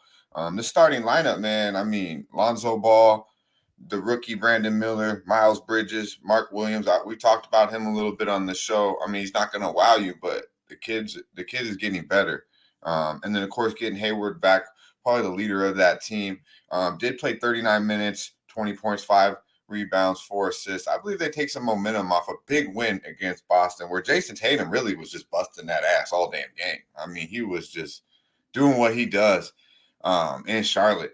And he was getting off, and they withstood that big game by LaMelo. LaMelo's numbers have been insane, so anything with LaMelo's name, I'm not mad at it. But I like the Hornets here to win this game. I got the 4.5 is good money. Hornets 10-2 straight up, last 12 meetings at home versus these boys. And as I mentioned, the 16-point loss last time Washington came into Charlotte. I don't think that'll happen again. To me, the Wizards are damn near auto fade. I think Charlotte's just a better basketball team all around. Solid number here. Get a team at the crib. And yeah, man, I don't have anything positive to say about the Washington Wizards. Obviously, we know Jordan Poole can get hot. We know Kyle Kuzma can get hot. But I simply think the Hornets are just a better roster, better team, and they're at the crib coming off a big win where I think they'll carry some momentum in against beating pretty much the best team in basketball, the Boston Celtics. Yeah, give me LaMelo and them boys, man. -4.5 is good money. Still get the -4. Maybe Billy can tell me if that is -4, -108. Okay, good. I think the page is updating. -4, -108 for Dutch on the Charlotte Hornets. Move on to Nuggets at the Orlando Magic. Orlando Magic now 9-5. We got in on them to win the division. Just $200 at 10-1. Now 3.5-1. It's changed quickly. Pretty exciting. Oh, also I moved with you guys like you told me to do. I moved on the Kings. 28-1 to win the West, as what was talked about here on the show. 28-1 to win the West. Just $200 on that, but some fun futures here to start this season. We have Nuggets and Magic up next. Let's take a look at the line history for this one. The total sitting at 217.5. That's exactly where it opened. This line didn't open until 10 this morning. From a spread scenario, we are sitting here with the Magic at +4 at -108, +4 at -108. Actually, +4 -109. That just switched. And from a cash flow standpoint here, where the hell is that? Here we go. From a cash flow standpoint, we have 31% of tickets, 85% of cash on the under, and on the spread, you have 43% of tickets and 71% of cash on the Orlando Magic. The Magic have won 4 in a row. They started off with those back-to-back wins in Chicago. They were a little more comfortable than the score showed. They kind of left their foot off the gas in those games. Then they went into the Indiana and beat the Pacers 128-116. Now they're on the second half of a back-to-back after playing at home versus Toronto. So it was no travel back-to-back. The Nuggets snapped that 2-game losing streak with a very underwhelming 107-103 victory at Detroit. And we have Wendell Carter and Fultz still out. And, of course, Jamal Murray out for the Nuggets. Take it away for us here, Dutch. Next game on the board, Denver, Orlando. Yeah, man. Shout out to Jay Peasy. If you didn't know, he's on the motherfucking intro. God damn it.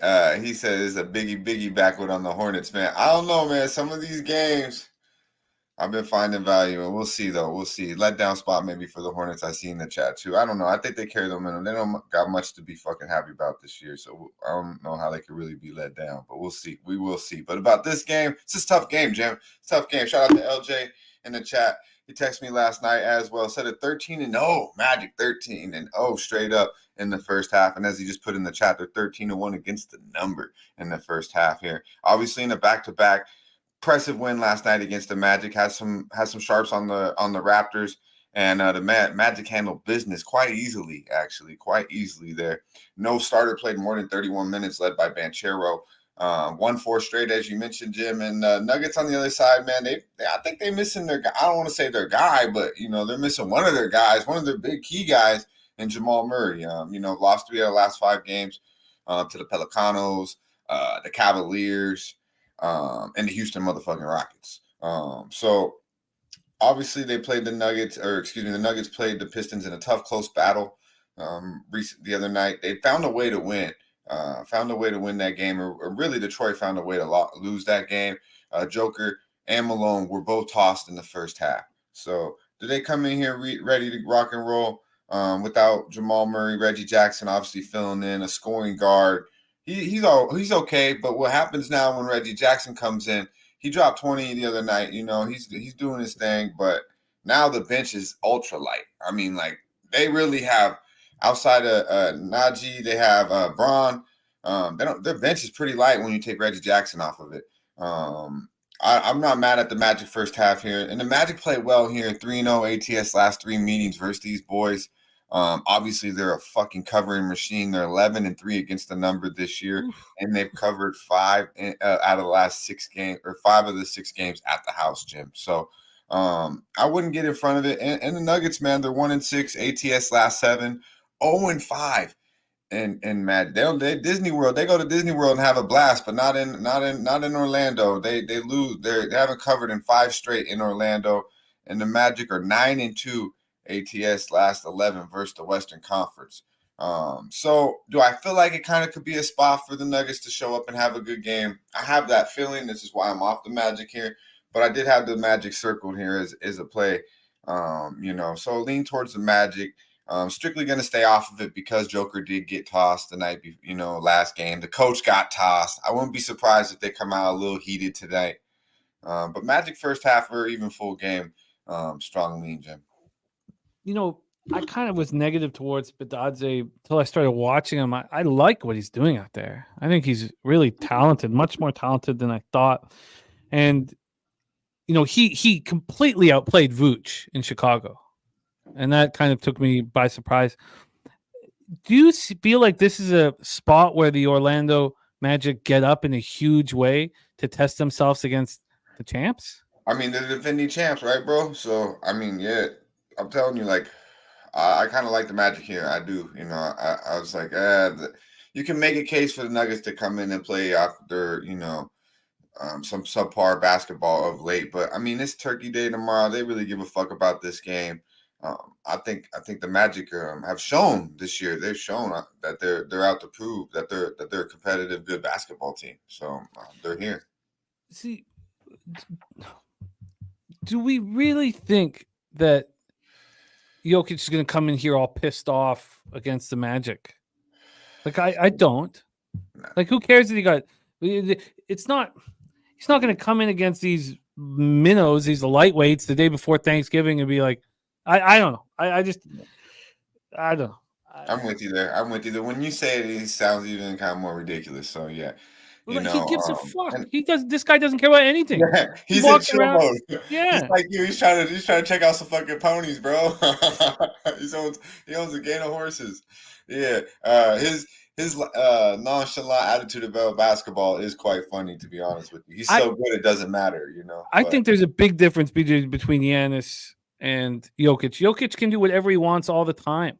Giannis was playing on a team that was falling apart, that looked awful. So he comes back the day after getting kicked out and puts up, 50. I mean, the Nuggets are in chill mode. They're playing chill mode right now. I like I said, I definitely heavy lean here towards the Magic. That's the only. I do think they were pretty pissed off in that game. Obviously, with the coach getting tossed and then Joker. I mean, I watched the game because I had the Nuggets first half, so I was pretty, not that happy about it.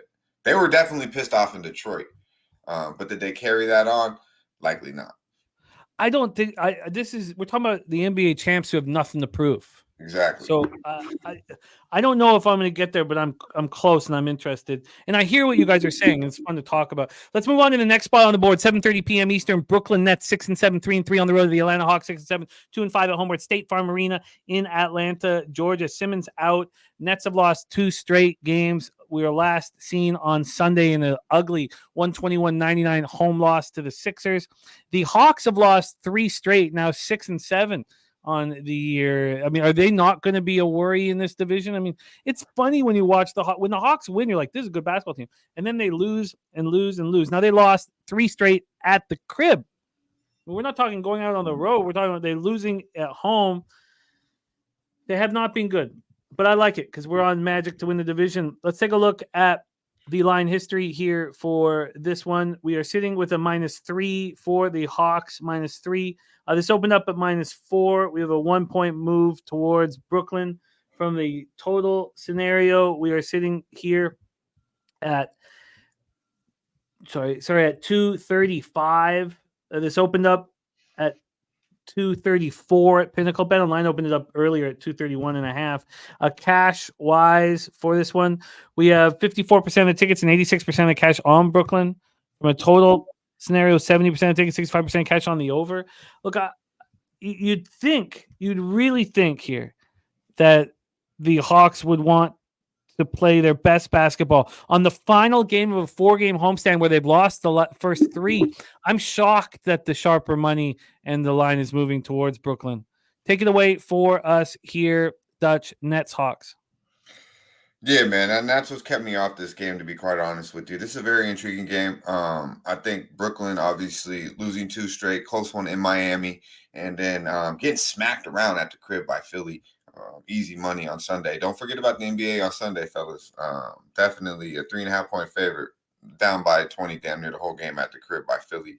I look at it as it's a spot for the Brooklyn to bounce back, but then, I mean, Atlanta traditionally has been a solid home team. They haven't covered 5 straight at the crib. Lost 3 straight on the home stand, as Jim has talked about. Are they really going to lose 4 straight at the crib? I mean, it's just in the NBA that don't happen that often. I mean, it really don't. So, and a team that we know is talented. I mean, they're up 20 by the Indiana Pacers last night, gave that game away. So they got to wake up a little salty today. They definitely went to bed pissed the fuck off, and they should have woke up a little salty. We know they got the talent. Not, you know what I say. Trey is not the way. Believe that. Talented dude, but he's not the motherfucking way. They got to move this guy if they want to become a better basketball team, in my opinion. Murray can run the show. But yeah, this game, man, you can make a case for Brooklyn. They're a covering machine coming off a double-digit loss. I think it's going to be competitive, Jim, but I think Atlanta, I can't go against Atlanta losing 4 straight at the crib. I mean, I just can't do that. No, and if the sharp money's on the other side, it's just lots of action here. Easy stay off, and that's what we'll do. Move on to the next spot on the board, 7:30 p.m. Eastern. Milwaukee Bucks 10-4, 4-3 on the road at the Boston Celtics, 11-3, 5-0 at home. We're at TD Garden, Boston, Massachusetts. Bucks have a 5-game winning streak going on, and the Celtics just lost their 6-game winning streak Monday at Charlotte in a 121-118 overtime loss. Dutch touched on Tatum going for 45, 13, and 6 in that one. Here we go. Let's take a look at the line history here. Tatum right now, game time decision at this point. Let's take a look at the line and see if that is a big part of it. After that loss, we have the Celtics at -5 right now, -5, -111. They opened up at 5, got up to 6, and have dropped back to 5. And from a total standpoint here, we have a 234. It's juiced to the over, but this got up to 235.5. Now down to 234. And then cash wise here, we have, all right, move over to this. We have 74% of tickets, 70% of cash on the over. And on the spread, we have 34% of the tickets and 54% of the cash on the Boston Celtics. Take it away for us here, Dutch. Heavyweights in play, Bucks, Celtics. Yeah, man. I believe Tatum will go, but either way, I believe Jaylen Brown will be the show tonight. I said it yesterday. I really believe it. I think we're ready to see it. It's about that time. Tatum just had his game. They fell short. They're a little salty. Get the Boston Celtics off a loss against the Milwaukee Bucks team that, I mean, let's just be honest, man. They ain't figured it out yet. And then obviously losing. I think Crowder is a bigger issue than what people thought. I thought he might. The defense is a major issue. He was one of the better defenders. Now he's out. They were already light. I mean, their wings and 2 guards. I mean, I wasn't that high on them in the first place, and now, I mean, shit. Outside of Dame, I mean, Beasley can get hot from 3. We know what you get out of Connaughton, but I'm not liking what I see. I do. Obviously, you got Bobby Portis coming off the bench. Probably realistically could be the 6th man every year. He's one of the better bench players we got in the NBA. But outside of that, and I do give the edge to the Milwaukee a little bit down low with Brook. But these boys is trying to figure it out. Drew obviously going against his old team, and I'm a big Dame time guy, but let me tell you this right now. Damian Lillard does not want to see Drew Holiday every motherfucking day. Not many people do, especially, Dame is a little undersized. Drew's 6'4" and will swarm your ass. He's been doing it since New Orleans days. He's been giving Dame trouble. So I like that matchup. I like Boston in this game an awful lot. They've won 5 straight at home, 7-2. Last 9 versus the Milwaukee Bucks in Beantown, so they handle business at the crib. And the Bucks this year, man, I'm telling you, they're a little suspect. They're 5-9 ATS against the number this year, 0-5 ATS last 5 versus the Boston Celtics. You got a pissed off Boston Celtics team who lost, Jason went in there and just showed out, and they gave that game away after being up double digits by Charlotte. Against the Milwaukee team who, they're the new hot thing, walking that shit with Dame. Boston, to me, right now is the best team in the East, and they show it tonight. They handle business on the home court. So I like Boston off a lot here. Locked in, -5, -110. Sky Dragon, the Cappers contest show is at 3 p.m. It's in 48 minutes, and it's going to be at 3 p.m. forever now. We're pushing it back. Man. an hour. I need a tiny bit of time in between. You gotta go to the Capper show right after this shit. I've been doing it, for the last weeks, and I need a little bit of time. So 3 p.m. DG, and it will stay there. Of course, it's only Wednesday because of Thanksgiving. I like this look. I think this makes sense. LJ from H-Town on holiday PRA over 27.5. Trans Canada says Embiid is sitting. Nice. Tonight. I love that.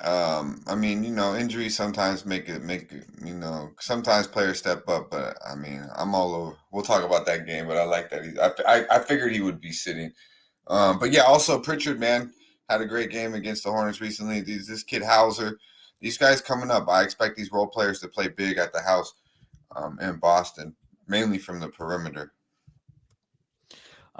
Troy, thank you for asking. I imagine Jose will be back, but I thought Jose would be back here for this show, so I'm not sure exactly what's going on. I will find that out. Dutch on the board. Celtics -5 at -110. If he's not there, it's very tricky because I don't know how to do the polls and all that stuff. But I mean, I guess I could figure that out. Let's move on. 7:30 p.m. Eastern. We have the Miami Heat 9-5, 5-4 on the road. The Cleveland Cavaliers 8-6, 3-3 at home. Rocket Mortgage Fieldhouse in Cleveland, Ohio.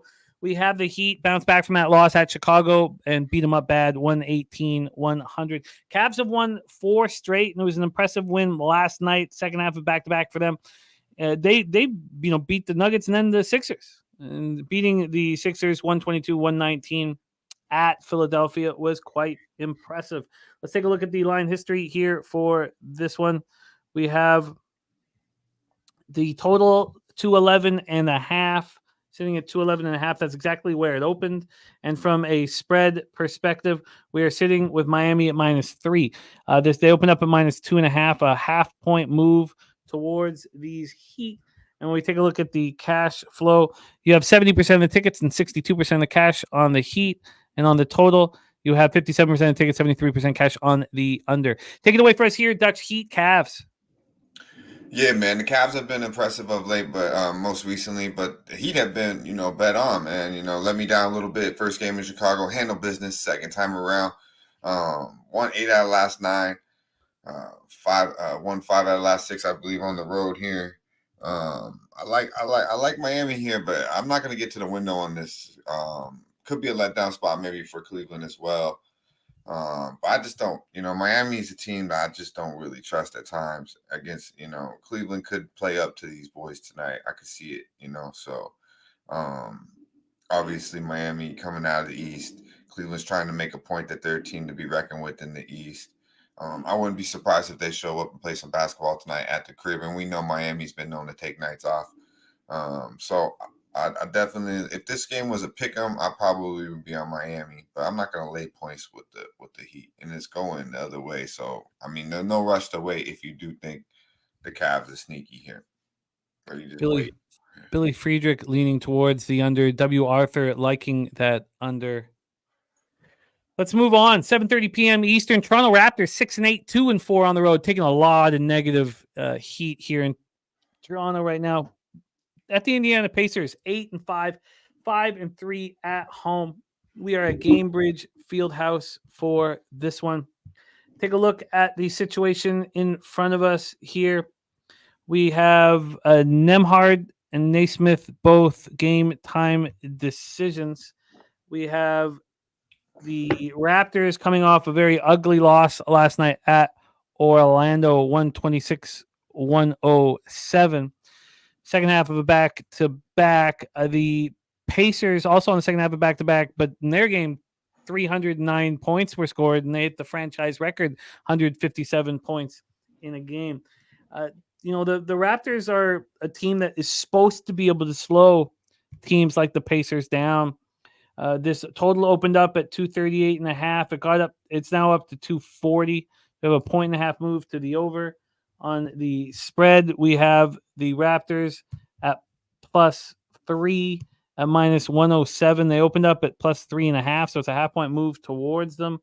And then on the cash flow side of things, we have these Raptors with the The over has 95% of the tickets and 99% of the cash. I mean, that's just crazy to me. That's not even with the small side. That's 22,000 tickets in. 23 almost. No, 22. 34% of the tickets and 83% cash on the Toronto Raptors. The Raptors don't look good. They've lost 3 of 4. Now, 2 of those were home losses to Milwaukee and Boston. I cashed on them against Boston, but that market move went so far against me, made me feel like an idiot all day long. But cashed it anyways. Take it away for us here, Dutch. Raptors, Pacers. Yeah, man. I mean, damn, 250 yesterday. Easy motherfucking money. That motherfucker hit 300 with the Hawks and the Pacers. Shout out to everyone that was on the over.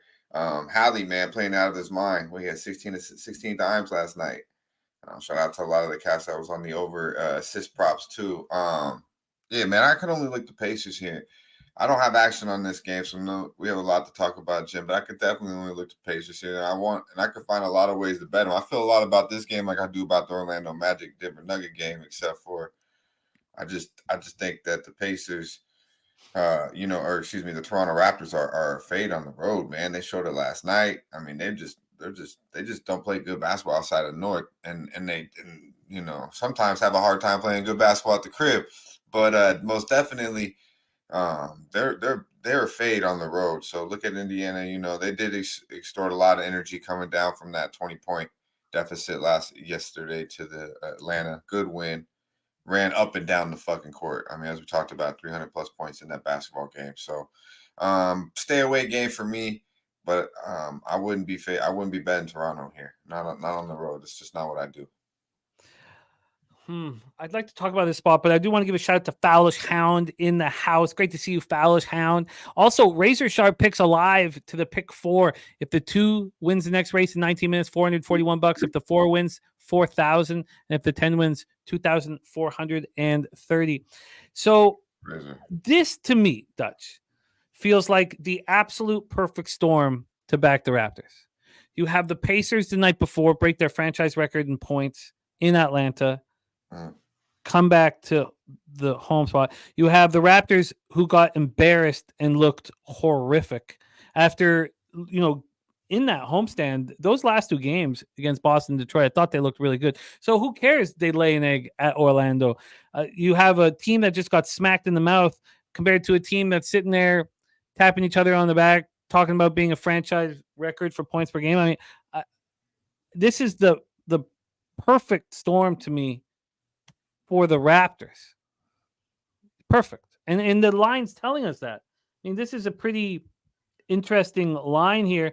The Pacers are 5-3 at home. Like you said, the Raptors have struggled on the road 2-4, and yet they're 3-point dogs here. Yeah, I mean, they've 1-5. They're 1-4 last 5 in Indiana. Haven't covered 4 out of the last 5 of those games. So I don't know. I mean, I get what you're saying, but I don't know, man. Indiana's a young, hungry team. But you have to stay off for me. I can't. I mean, Toronto does. I mean, how bad did they get smacked last night? Did they really? I mean, they lost by 19. It was pretty bad, huh? It was bad. Yeah. And that's exactly what I want. Yeah. I'm with you. I've been profiting off of that. That's why I was on Indiana last night. Because of the way they got smacked by Orlando on Sunday. They lost. They're down by that game by 40 points. I said, I'm betting whoever Indiana plays next. It was the Atlanta Hawks. And we're dogs. Same situation. So, and they're your team, Jim. So, I like it. I think this is the perfect time to back them. Sky Dragon agreeing, Troy Torrance agreeing, and I'm going to be on it here on the Raptors. The decision will be to take the 3. I'm 14-7 this year. I'd be 16-5 if I took the points on the small plus number. I took money line twice and would have covered if I hadn't. It's crazy how close it is, huh? Oh, God, it drives me crazy. So I'm interested in the Raptors +3 here. I think this is a great bounce back opportunity for them, and the Pacers feel good about themselves. Both teams had to travel. The market's telling us they're live. The bigger bets are on the Raptors. I'm on them. Let's move on to 8 p.m. Eastern. We have Memphis Grizzlies at Houston Rockets. We've already heard from our guy, LJ, the Trill OG play of the day. Is in, and it is the Houston Rockets first half -2.5. This has been an angle that's been working out very well for LJ, and he's going right back to the window with it. The Grizzlies have lost 2 of 3. They've been off since Sunday. They lost 102-100 at home to the Celtics. Rockets have lost 3 straight, and they've been close games. They lost on a 3-game road trip. They lost at the Clippers 106-100. 2 nights later, they played in the same city against the Clippers, and then the Lakers, losing by a point. And then they lose by 5 to the Warriors. So, they've been playing good basketball, and that came on the heels of beating the Nuggets at home. They've been playing good basketball. Take a quick look at the situation right now. Of course, Memphis is banged up, as you can imagine. Smart out, Tillman out. We know all about Ja. Luke Kennard out. Brandon Clark out. For the Rockets, still just, Thompson and Oladipo listed, so not much has changed there. Take a look at the line history here for this one. We have Houston minus 5.5 right now. They opened up at 5.5. It went down to 5 for a little bit. It actually went down to 4.5 for a little bit, but it's right back where it started at 5.5.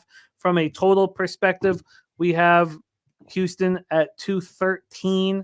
This total opened up much higher at some books, but at Pinnacle opened up at 212, got up to 214, and got down to 211. It's been all bouncing all over the map. They're saying that BetOnline opened this at 217, which I did not see.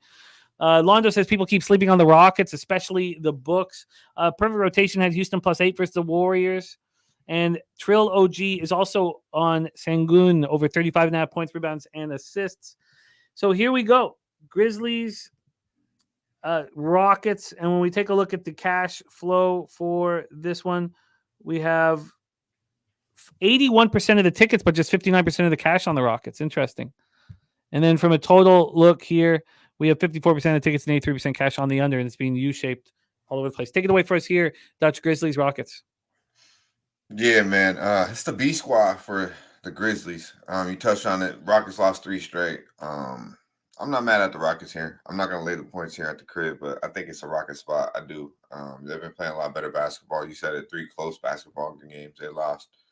I think they probably want to go in at the crib feeling good, for the holiday little break here they got tomorrow. So, yeah, I look for them to handle business, but I'm not going to lay the 5 with Houston. But, yeah, Memphis is a big trouble, man. Their whole damn squad is damn near out. So, they can't wait for Ja, some of these boys to come back. But, yeah, I'll be looking to fade Memphis, but I don't know. Maybe this is an in-play spot here. In gameplay, where you can get maybe get Houston down. Maybe start off a little slow, first game back at the crib, and I do think they win this game. But yeah, I'm not gonna lay the points, Jim. Yeah, I don't find it appealing either. So let's just move on. Let's move on to 76ers Timberwolves. 76ers 10-4, 4-1 on the road. Timberwolves 10-3, 6-0 at home. Target Center in Minneapolis, and we will not see Embiid here. Let me refresh and see if it says that.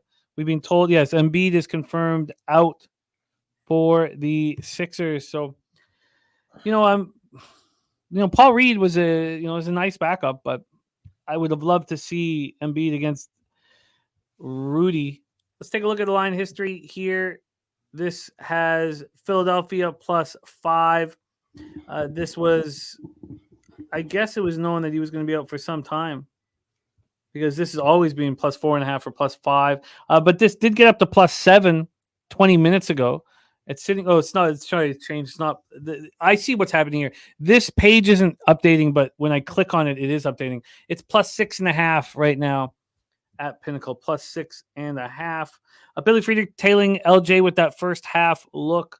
Let's take a look at the cash flow here.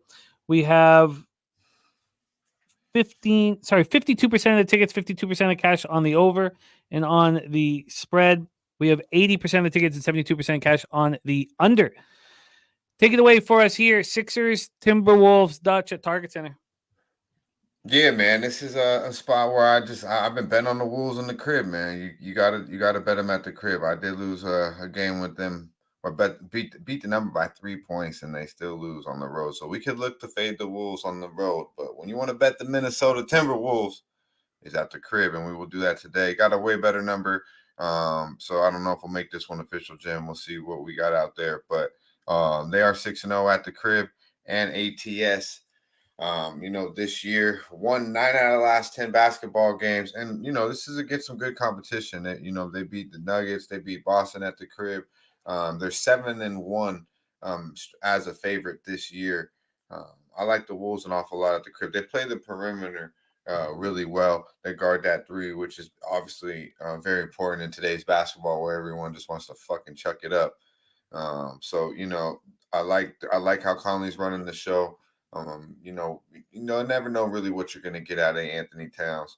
But if Cat can be somewhat consistent, I think he has a nice matchup today. But Ant-Man, he's really the key. You got someone who wants the ball when it counts at the end. And he's not selfish either, too. I see him getting others involved. So I like this team. I don't know what the fuck's wrong with them on the road, but at the crib, they're kind of the team that I expect them to be. So I'll be looking to be betting a lot of basketball games with the Minnesota Timberwolves at the house. But yeah, I like them today, Jim. And another thing is with the Sixers, obviously in the overtime win last night, loss, excuse me, big overtime game. And that was a playoff basketball game with the Cavaliers. So with or without Embiid, I was looking all over Minnesota. Now you could look for Tobias. Talked about this yesterday. It was 16. He's playing his best ball he's played with the Sixers. Now, obviously, without Embiid, he becomes the 2 because Maxey is fucking incredible. But yeah, look for Tobias. It's obviously probably going to be a little bit more higher today with Embiid being out, but definitely 20 plus from Tobias Harris tonight. From a prop standpoint, anything looking from the Sixers. But yeah, I like Minnesota here. Without Embiid, I expect them to really run them out. And for 4 quarters, the Wolves win this game probably close to double digits. So I can understand not wanting the 6.5 that's up right now. When you have a much better number in your pocket, is that what you're going to stick to, or did you want 6.5 is the best number? Yeah, I mean, I'm not, and maybe I can hear from people, but my page isn't updating. But when I click on it, everything's updating. So plus 6.5 at Pinnacle. Yeah, I'd do a 6, but the hooker's going to keep me off of it for show purposes. It's 7 at Will Hill. It is. Tobias Harris is over 19.5. Billy says, yeah, man, it's good money, bro. I don't like betting on props against my sides, but I'm giving you a little something from the Sixers perspective. Yeah, bet online at 6.5, and I'll try one more. I'll try it. Bookmaker is at 6.5. They're all at 6.5. Yeah, I'm gonna leave this one off, Jim. So makes sense. I get it. He says you can buy 6 at -120. So 6.5 -108 at Bookmaker. I get it. Okay, let's roll on here. Next up, we head to New Orleans. Kings at Pelicans. As I said, I did take your guys and Dan Kelly and everybody's move. I moved on the Kings at 28-1 to win the West for a couple hundred, and it's a fun bet to have in my pocket. The Kings winning streak came to an end here at New Orleans, and it was ugly. They got absolutely destroyed here on Monday night. Absolutely destroyed. They lose 129-93, shoot 37.9% from the field when the Pelicans shoot 54.3. They shoot 24.4% from 3 when the Pelicans shoot 42.9. They get out-rebounded by 19. Just a horror. And they were up after the first quarter. They scored 40 points in the second half, and now they get right back to the gym. You have to think this is a good spot. Sky Dragon said that was a bad spot for Sacramento. They bounce back tonight and win by margin. Yeah, that seems to make a ton of sense to me here. The market also playing that out. Right now, they are sitting at -1.5. They did open up at -2. From a total look, they're sitting here at 236. They open up right there at 236.5, so it's a half-point drop. But it does feel like that perfect spot for the Kings to bounce back here after just a horrific game. Now, everybody's expecting this too, though. 79% of the tickets and 87% of the cash, and the line's not moving towards them. That's a little suspect. And then 85% of tickets and 91% cash on the over. This is very, very interesting. Take it away here for us, Dutch Kings, Pelicanos. Yeah, man. 2 teams I'm actually quite fond of. this season. A little more with the Pelicanos when they're healthy, and they're getting in the right direction. Obviously, Alvarado came back last game, gave him a little bit of juice. Problem here is, I wanted to go to Sacramento, but then you start looking at it, man. They're like, and if you watch the game, I mean, Pelicanos were plus 24 in the paint, scored 64 points in the paint against these boys. Zion's getting to Zion to do what he wanted, get to the paint at will. Ain't no one big enough to really get in front of him. It's a bad matchup for Sacramento for Zion. It's a great matchup for Zion, bad for Sacramento. Obviously, Big Val is an issue as well. And BI really is really, kind of an issue for anyone defensively, but they don't got nobody for BI either. But the real issue is inside in the paint, as you mentioned it, Jim. Minus, the Pelicanos plus 19 in the rebounds. Getting smacked the fuck around. You look for Sacramento to bounce back here. But I know this isn't the same because they didn't have De'Aaron Fox, but I got to mention it. They got smacked around by Houston and then right back and got smacked around again in the same situation earlier this season against the Rockets. So with that was without De'Aaron Fox. So, here and there, I guess you could say, but it's just in the situation here where I don't like the matchup. Pelicanos have a good home crowd. They play good basketball at the house. They're going to be ready to rock and roll there. Yeah, man, I can make it. I did think Sacramento here when I start really looking at it, thinking about it. Like there's issues from a defensive perspective. They don't match up very well at all with the Pelicanos down low. God, they got to step up for themselves. I mean, Big Val had 13, 7 assists, 13 rebounds. What, Dyson Daniels is going to, feed De'Aaron Fox? Man, they do have Herb Jones, who's pretty nice. Who's pretty nice, but ain't nobody staying in front of the Fox. Don't get it twisted. He can drop 35 and they still lose his basketball game. But I don't know. Yeah, I it's hard for me. I like Sacramento a little bit more at the crib, Jim. Oh, I get it. I just feels like one of those spots where they bounce back. Yeah, I mean, sucks that they're 1.5 point favorites, but the market knows they're going to bounce back as well. I get it from an X's and O's standpoint that there'd be some concern. I was thinking I was going to move on that. Now I'll just put a couple question marks beside it. Let's move on. 8 p.m. Eastern. We already had the chosen one give us Thunder first half -3.5. Bulls Thunder at Paycom. Take a look at the situation here, and we have 4 games left after this. And God, it's going to be a 4-hour show, man, without Jose. We have back-to-back games for the Bulls at home versus the Heat. They had back-to-back games versus Orlando, then back-to-back games versus the Heat. It's pretty ugly. It's just a shit basketball team. When you watch them play, it's really ugly. And then the Thunder are rolling right now, winning games, beating good teams. They have now won 5 straight. They've won 7 of 8. They beat Golden State back-to-back in Golden State. Shea put up 40 in that last game in overtime.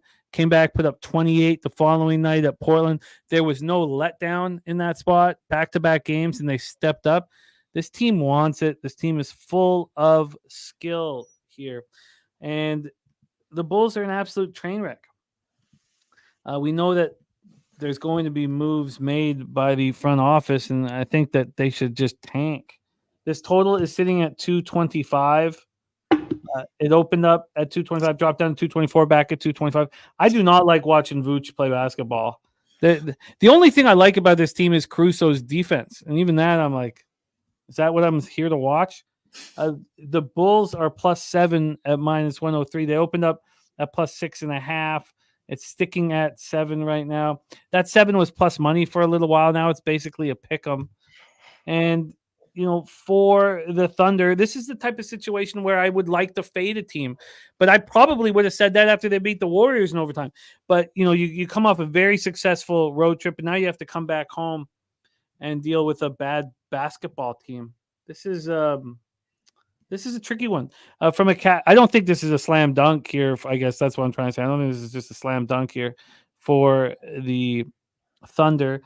From a cash flow standpoint, 26% of tickets, 69% of cash is on the under. And on the spread, we have 81% of tickets and 82% of cash, 81 and 82 on Oklahoma City. And really, the line's not moving. Caruso, game time decision. Levine, a game time decision. Take it away for us here, Dutch. Bulls at Thunder. Yeah, this one I don't really try to overthink, Jim. I mean, the Bulls are falling apart. Levine got 1 foot out the motherfucking door. I don't believe half the roster likes the coach. And really, the roster is not that good. I mean, let's just be honest. DeRozan is one step. You know, he's past his prime. You talked about Vooch. They have no fucking shooters. I mean, Kobe White is your starting point guard. I mean, so the Bulls just aren't a good basketball team to start the fuck off with. And then you got guys just that aren't happy. So when you have guys that got that much money that ain't happy, I mean, shit starts to happen. And shit starts to trickle down quickly, especially when they're guys like your better players like Zach LaVine. But I don't believe he's the only player in that locker room that's, not happy. I think the Thunder, man, they're a basketball team. They're damn near a complete basketball team. They got young, hungry talent. They got a point guard in Giddey who shares the ball. Big boy too, 6'8". He's pretty nice, man. And then Shea, I mean, this dude gets a lot of play, especially on this channel, and he's still underrated. I mean, this kid real nice. He's real nice, averaging right under 30. Premier 2 guard in the league. Go get you a bucket at any time. Unselfish. One of the better basketball players we got in the NBA right now, Shea Alexander. Then you just look at down this kid Chet Holmgren, the 1 year out. I mean, every time he shoots a three, it looks like it's going in, and half the time it does. The kid's nice, playing on the defense, and then I like this Thunder basketball team an awful lot. I think they got young kids that come off the bench too, that just talent. They got one of the elite premier defenders in the league in Dort. They got a little bit of everything over there in Oklahoma City, man, to be quite honest with you. So I got the 6.5. They're 3-0 ATS and straight up last 3 meetings versus the Chicago Bulls, plus 12 win margin there. And they're a bet on team, man. They're 11-3 against the number this year. 11-3 against the number this year. 5-1 against the number at the crib. And the Bulls, well, they're the motherfucking complete opposite. They're 1-4 straight up last 5. They've lost 4 out of the last 5 basketball games on the road this year. They're 0-4-1 ATS versus the Oklahoma City last 5. And they're 5-9-1 against the number this year. I'm fading the Chicago Bulls. And I'm a Thunder buddy, man. Thunder's -7. It's good money, man. -7 and -106 for you, Dutch. Let's move on. We have 4 games left, and let's try to get them in 10 minutes. LA Clippers at San Antonio Spurs. Frost Bank, San Antonio, Texas. We will be at Spurs Suns at Pubba-Palooza. I can't wait, man. Oh, that's the game? Yeah, it's on Saturday night. We got Spurs. Oh, you Suns. just saw me. You just saw me right there. Oh, man, it's going to be so much fun. All of us at Spurs Suns. Good God. Booker. Oh, it's going to be so much fun, dude. It's going to be so That's much fun. fucking dope right there. That's by far, I think, the best event we've had so far. Oh, it's going to be so much fun. And tickets aren't going to be expensive. That's another great thing about it. Like, it's okay. Clippers, Spurs, Frost Bank.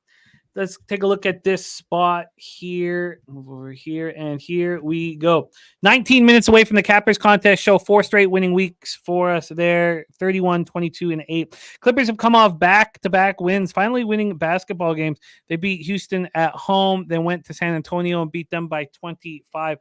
The Spurs are losing, and they're losing night in and night out. They have now lost 9 straight basketball games. They lost the last 3. They lost at home. The closest was within 9 to Sacramento. That one, oh God, I came so close to taking the Spurs plus 8.5, and I was beating myself up all night for not betting it. And then they don't cover in the end. I could not believe my eyes. Wemby's not had a nice shooting performance in a while here. And they're reeling. This is a team that is reeling here. Let's just go over quickly when these last games were. We saw the both played on Monday night. And the Spurs have now lost 3 straight games at home as well of their 9-game winning streak. And this is their last game before they head out to Golden State. So this is an important game for them to do something here They're 8.5-point dogs. That's still where it is right now. That got up to 9 for a little bit, but they're 8.5-point dogs. From a total perspective here, we are sitting with the Spurs. God damn, sorry. Here we go. The 231 is the total. Opened up at 230.5, now 231. And cash wise, we have 36% of the tickets and just 12% of the cash on the Spurs. And from a total perspective, 20% of the tickets and 38% cash on the over. And there it is. Cash the 2, $441.50 pick 4 from Razor Sharp Picks. Put it all in the chat. Absolutely spectacular work, Razor, my guy. Take it away for us here, Dutch. Clippers, Spurs, Frostbank. Hey, you back with this motherfucker, Jim. I got nothing, nada. Interesting. Do we think that the Spurs are going to play better than they did in that first game? I mean, I guess I'm not going to get there, with all the bigger bets kind of sitting on the clip show. But I mean, shout out to Russ for going to the bench. James had a great game. I mean, I don't know. I think they're clicking a little bit right now. I don't think San Antonio's got anything for them. Yeah, and I don't want the Clippers to win by margin here, back-to-back road games at Frostbank. So, okay, let's move on. Golden State Warriors at Phoenix Suns. We're at the Footprint Center in Phoenix, Arizona for this one. Bradley Beal, of course, remains out, and Draymond Green also out. Hard to say his name without smiling. Just loved what he did with Gobert. Loved every second of it. Wish he had if he had got Gobert to pass out, then it would have been perfect. Maybe it's a little flawed because he didn't get Gobert to pass out, but goddamn, do I want that on a loop so badly. Let's take a look at the spread here over at Pinnacle. We have the Suns -2. That's where they've been the whole time, -2. Let's take a look at the total in this one. We are sitting at a 231. There's been almost no movement here. It's been juiced to the over, and that's it. Take a look at the cash flow for this one. We have on the total 59% of the tickets, 59% of cash on the over. It's not moving. On the spread, 46% of the tickets and 65% of the cash on the Warriors. And quick just set up. Again, this game's at 10 p.m. and we have the Warriors getting off of their losing streak. What a horrific homestand that was for them. On Monday, they beat the Rockets 121-116. And we have the Suns on a back-to-back. They won here back-to-back with no travel. They beat the Blazers last night by 13. Take it away for us here, Dutch. Warriors, Suns. Yeah, man, it's a tough basketball game. Pushed last night with the Blazers. I mean, I went to the window with the Portland Trail Blazers last night plus 13. They almost got there, god damn it. But KD played 37 minutes, took 31 of his points for them to, get a push. So they played a little bit more minutes than probably they wanted to last night. Beat them game 1 of the year this year in Golden State. I think Phoenix is a better basketball team. At the crib, they've shown with Book. I mean, I don't know. Maybe I get to the window here with Phoenix because I'm not liking what I see at the Golden State Warriors. To be quite honest with you, Clay finally had a 20-point game. He's not the same Clay. They rely an awful lot on Steph, and they're a defensive liability with the perimeter, whether it be Clay, Steph, or Chris Paul. So it's green light for any point guard or scoring guard that faces the Golden State Warriors. And obviously the Suns got a pretty good one in Devin Booker and K motherfucking D. So I'd look for them to do what they want offensively. I'm not mad at that look that LJ dropped on the Chris Paul assist. He's been dropping dimes, but that's really all he's really been doing. Yeah, I don't know. Obviously going back to Phoenix too, you get that aspect as well. So, but yeah, I might get to the window with Phoenix here, but nothing as of now, Jim.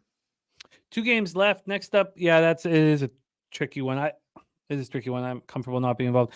We have Jazz, Portland, Utah at Portland. Of course, Portland has Simons and Scoot out. Brogdon game time decision.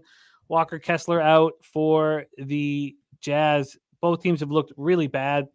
Jazz have lost 3 straight, and last night lost at the Lakers by 32 points. Got to be a bounce back spot for him, you would think. And then we have these Blazers who have lost 8 straight games. Jeremy Grant doing all he can. Not getting any help here. Let's take a look at the line history here for this one. Gotta feel like the Jazz bounce back. From a total scenario, we are sitting here at 227.5, opened up at 225.5. So we have a 2-point move to the over. And from a spread perspective, we have the Jazz opening up -2.5. Now they're -3. That move happened an hour and a half ago. And then cash flow wise, we have 70% of the tickets and 92% of the cash on the Jazz. Everybody expecting the Jazz to bounce back. If 92% of the cash is on the Jazz, well, then why the hell is this line not moving more than a half point? At least it moved a half point.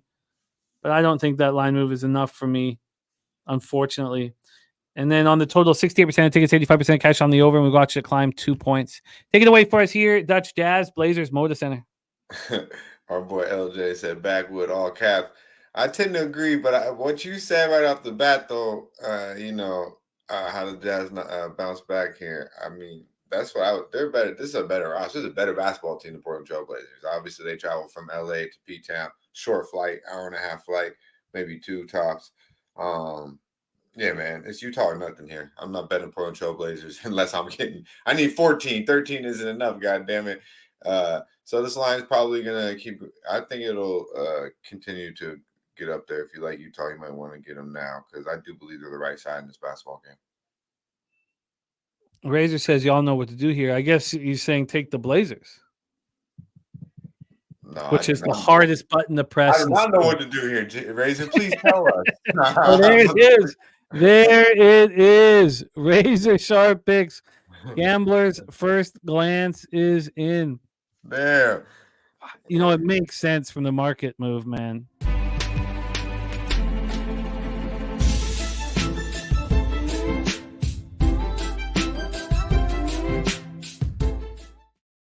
I don't want to fade a team that just lost by 32 the night before, but I get it. I get the plan here. Let's move on to the final spot on the board. We end with Luka the Don, a player who has been very good to our guy, Dutch Boy Fresh. Seth Curry, game time decision. Maxi Kleber out. Cam Reddish out. Gabe Vincent been out for a long time. And Vanderbilt, a game time decision. Final spot on the board, we have the Mavericks, arrested Mavericks squad, who've lost 2 in a row, 3 of 4. Angry group, but still 9-5 on the year. Against the Lakers, who just lit up and smoked the Utah Jazz last night at home. 3rd straight home game. No travel back-to-back for them. On the spread, we are sitting here with the Lakers a +2.5. No, now it's +3. So this opened up at 2. It's now 3. A 1-point move towards the Dallas Mavericks. And from a total perspective, Razor's got big old droopy balls back in the Blazers. I respect it, but droopy balls, splashing the bowl. For real. I took a lot of shit for taking the 13 yesterday. This motherfucker goes there and goes, give me the 2.5. 2.5. This total opened up at 240. It's now at 240.5. And cash-wise, 83% of tickets, 91% of cash on the over. And on the spread, we have no information on the ticket count. Take it away for us here, Dutchie. Our last game of the show. We have broken our record. Almost 4 hours. Take it away, Dutch. Mavericks, Lakers. Yeah, man. The Stars will definitely be out in LA, man. In La La Land, led by Luka the motherfucking Don. And hey, don't get it twisted. Kyrie gonna show up in LA and have a night tonight too. Believe it. He always enjoys going against his old buddy, Mr. LBJ. Yeah, Utah. Shout out to Wham Bam and them boys. It was right. The Lakers care an awful lot about that little in-game tournament they got going this year. They came out and they waxed the Utah Jazz last night. LBJ only played 24 minutes. AD did play 30. So we never know about AD, though. So we never know. But one thing I do know is Dallas Mavericks are a little upset. I mean, they just got smacked around, a double-digit loss by the Sacramento Kings. And right before that, a very tough, competitive basketball game against the Milwaukee Bucks. This is the perfect time to bet on the Dallas Mavericks. And I think a nice time to fade a Laker team that's probably feeling themselves a little bit after, having their best game of the year, damn near. Now the Mavs have won 5 out of the last 6 meetings versus these boys, 8-1 against the number last 9 versus the LA Lakers, and they're 8-3 straight up their last 11 as a favorite. The Dallas Mavericks are 5-3 ATS on the road. Played a lot of road basketball games this year, and they've been covering on the road. 5-3 this year against the number. And the Lakers, as a dog, are 1-3 this year and 3-5 against the number at the house. I'm not big on this Laker basketball team. Have played a lot better, obviously. I believe winning 6 out of the last 7 basketball games. But outside of Phoenix, who they really beat, bro? I mean, the Houston Rockets? I mean, they really didn't beat anybody outside of Phoenix. I think the Lakers, I think the Lakers are what they are. They're an average basketball team. I think Kyrie, you get the edge here with Kyrie coming back. Everybody wants to play a little bit better against the Lakers and LBJ. Kyrie has even a little bit more of a chip on his shoulder when he goes against these boys. And we know we're going to get out of Luka.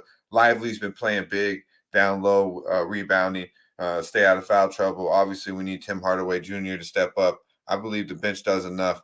But it's going to come down to Luka and Kyrie, and Luka the Don's going to shut them down at the end. And I believe the Mavericks win this basketball game quite easily, Jim. I like this game an awful lot.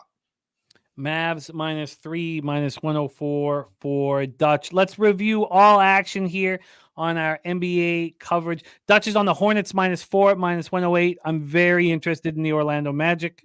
Dutch is on the Celtics -5 at -110. LJ gave us the Holiday points, rebound, assist over 27.5 against his old squad. I'm going to be moving on the Raptors. Trill OG play of the day is Rockets first half -2.5.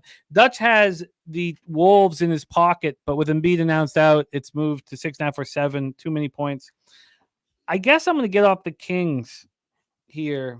I guess I was planning on moving on them. Dutch is on the Thunder -7 to -106. Chosen One gave us the Thunder first half -3.5. And then Dutch closes up shop with the Mavs -3, -104. Dutch, thank you for your patience. I know we got you late here today. Thank you so much. Thank you for hammering these enormously big cards. You do it with such ease. Thank you for that as well. Please follow Dutch at DutchBoyFresh on X, and also the star of Medicate Mondays every Monday at 11 a.m. And those boys are running so hot. Dutchy, my man, thank you. Any last words for the Capper Sport Show? Yeah, man. Wifey be like, hey, she said, you still studying? I said, man, it's 14 fucking games. God damn, it's 14 fucking games. But, it's cool breaking it down. Always enjoy breaking it down with you, Jim, in the chat. And, yeah, man, check us out, Medicaid Mondays. We're right under 1K on the views, man. If you haven't checked us out, even if it's not your thing, hit it up, hit the like button. Let us get to 1K here for Pub Sports. We are fresh off a 6-1 total crew effort there. 6-1 for the show on Monday. NFL, NHL, and NBA. So check us out. But as always, man, y'all stay fresh. Respect. There he is, Dutch boy, fresh, rolling with us. There we go. That's our show for today. 5 minutes away from the Cappers Contest show. Do a quick review here. I've got to look at what's going on with the line moves. I hate. I'm not going to be able to get the action in until after our Cappers Contest show. But Devils -1, Panthers money line, under 6.5 in Buffalo, Washington. Hurricanes -1. Jackets -1, Islanders -1 for my card, and the Avs -1. Ooh, we cut down. I have a lot of action. Then I'm very interested. I think I'm going to move on Mississippi State. As you guys know, our best bets show have Ole Miss first half -5.5.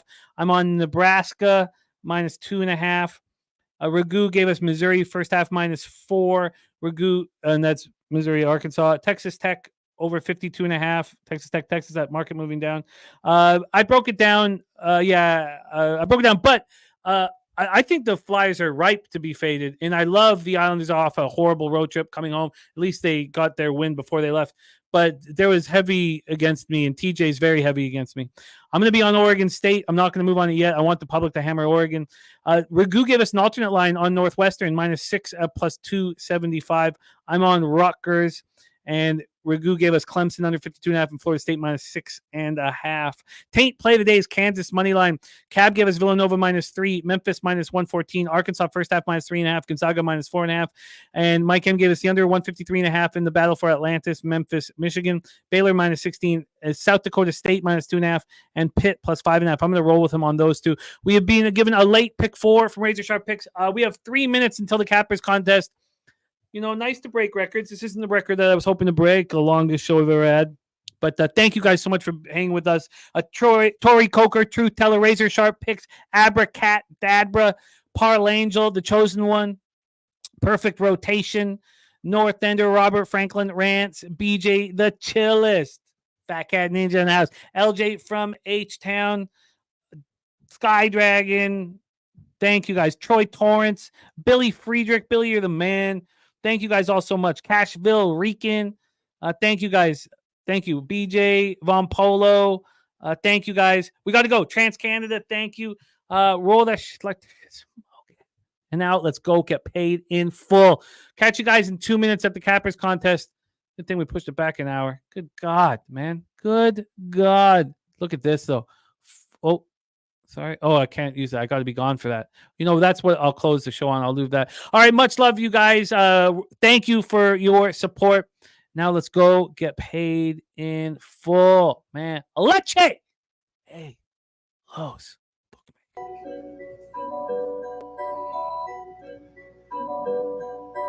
Pub Sports Radio's the crew, that's a fact. We all about bread, making bank accounts fat. Who the hell is that? LJ from the H, I stack green like Boston. Shout out to Nasty Nate from down south, where we ride on slab. 420 highway smoking with that boy Dabby Cab. Swing by Dallas with them Cowboy fans so we can smoke out J Money, cause you know that's our mans. Us against the bookies, put money in our pockets. Fly out to Vegas, meet up with Ski Profit. Hit the sports books, we got money to stack. Can't forget them college picks with that boy Conor Mack.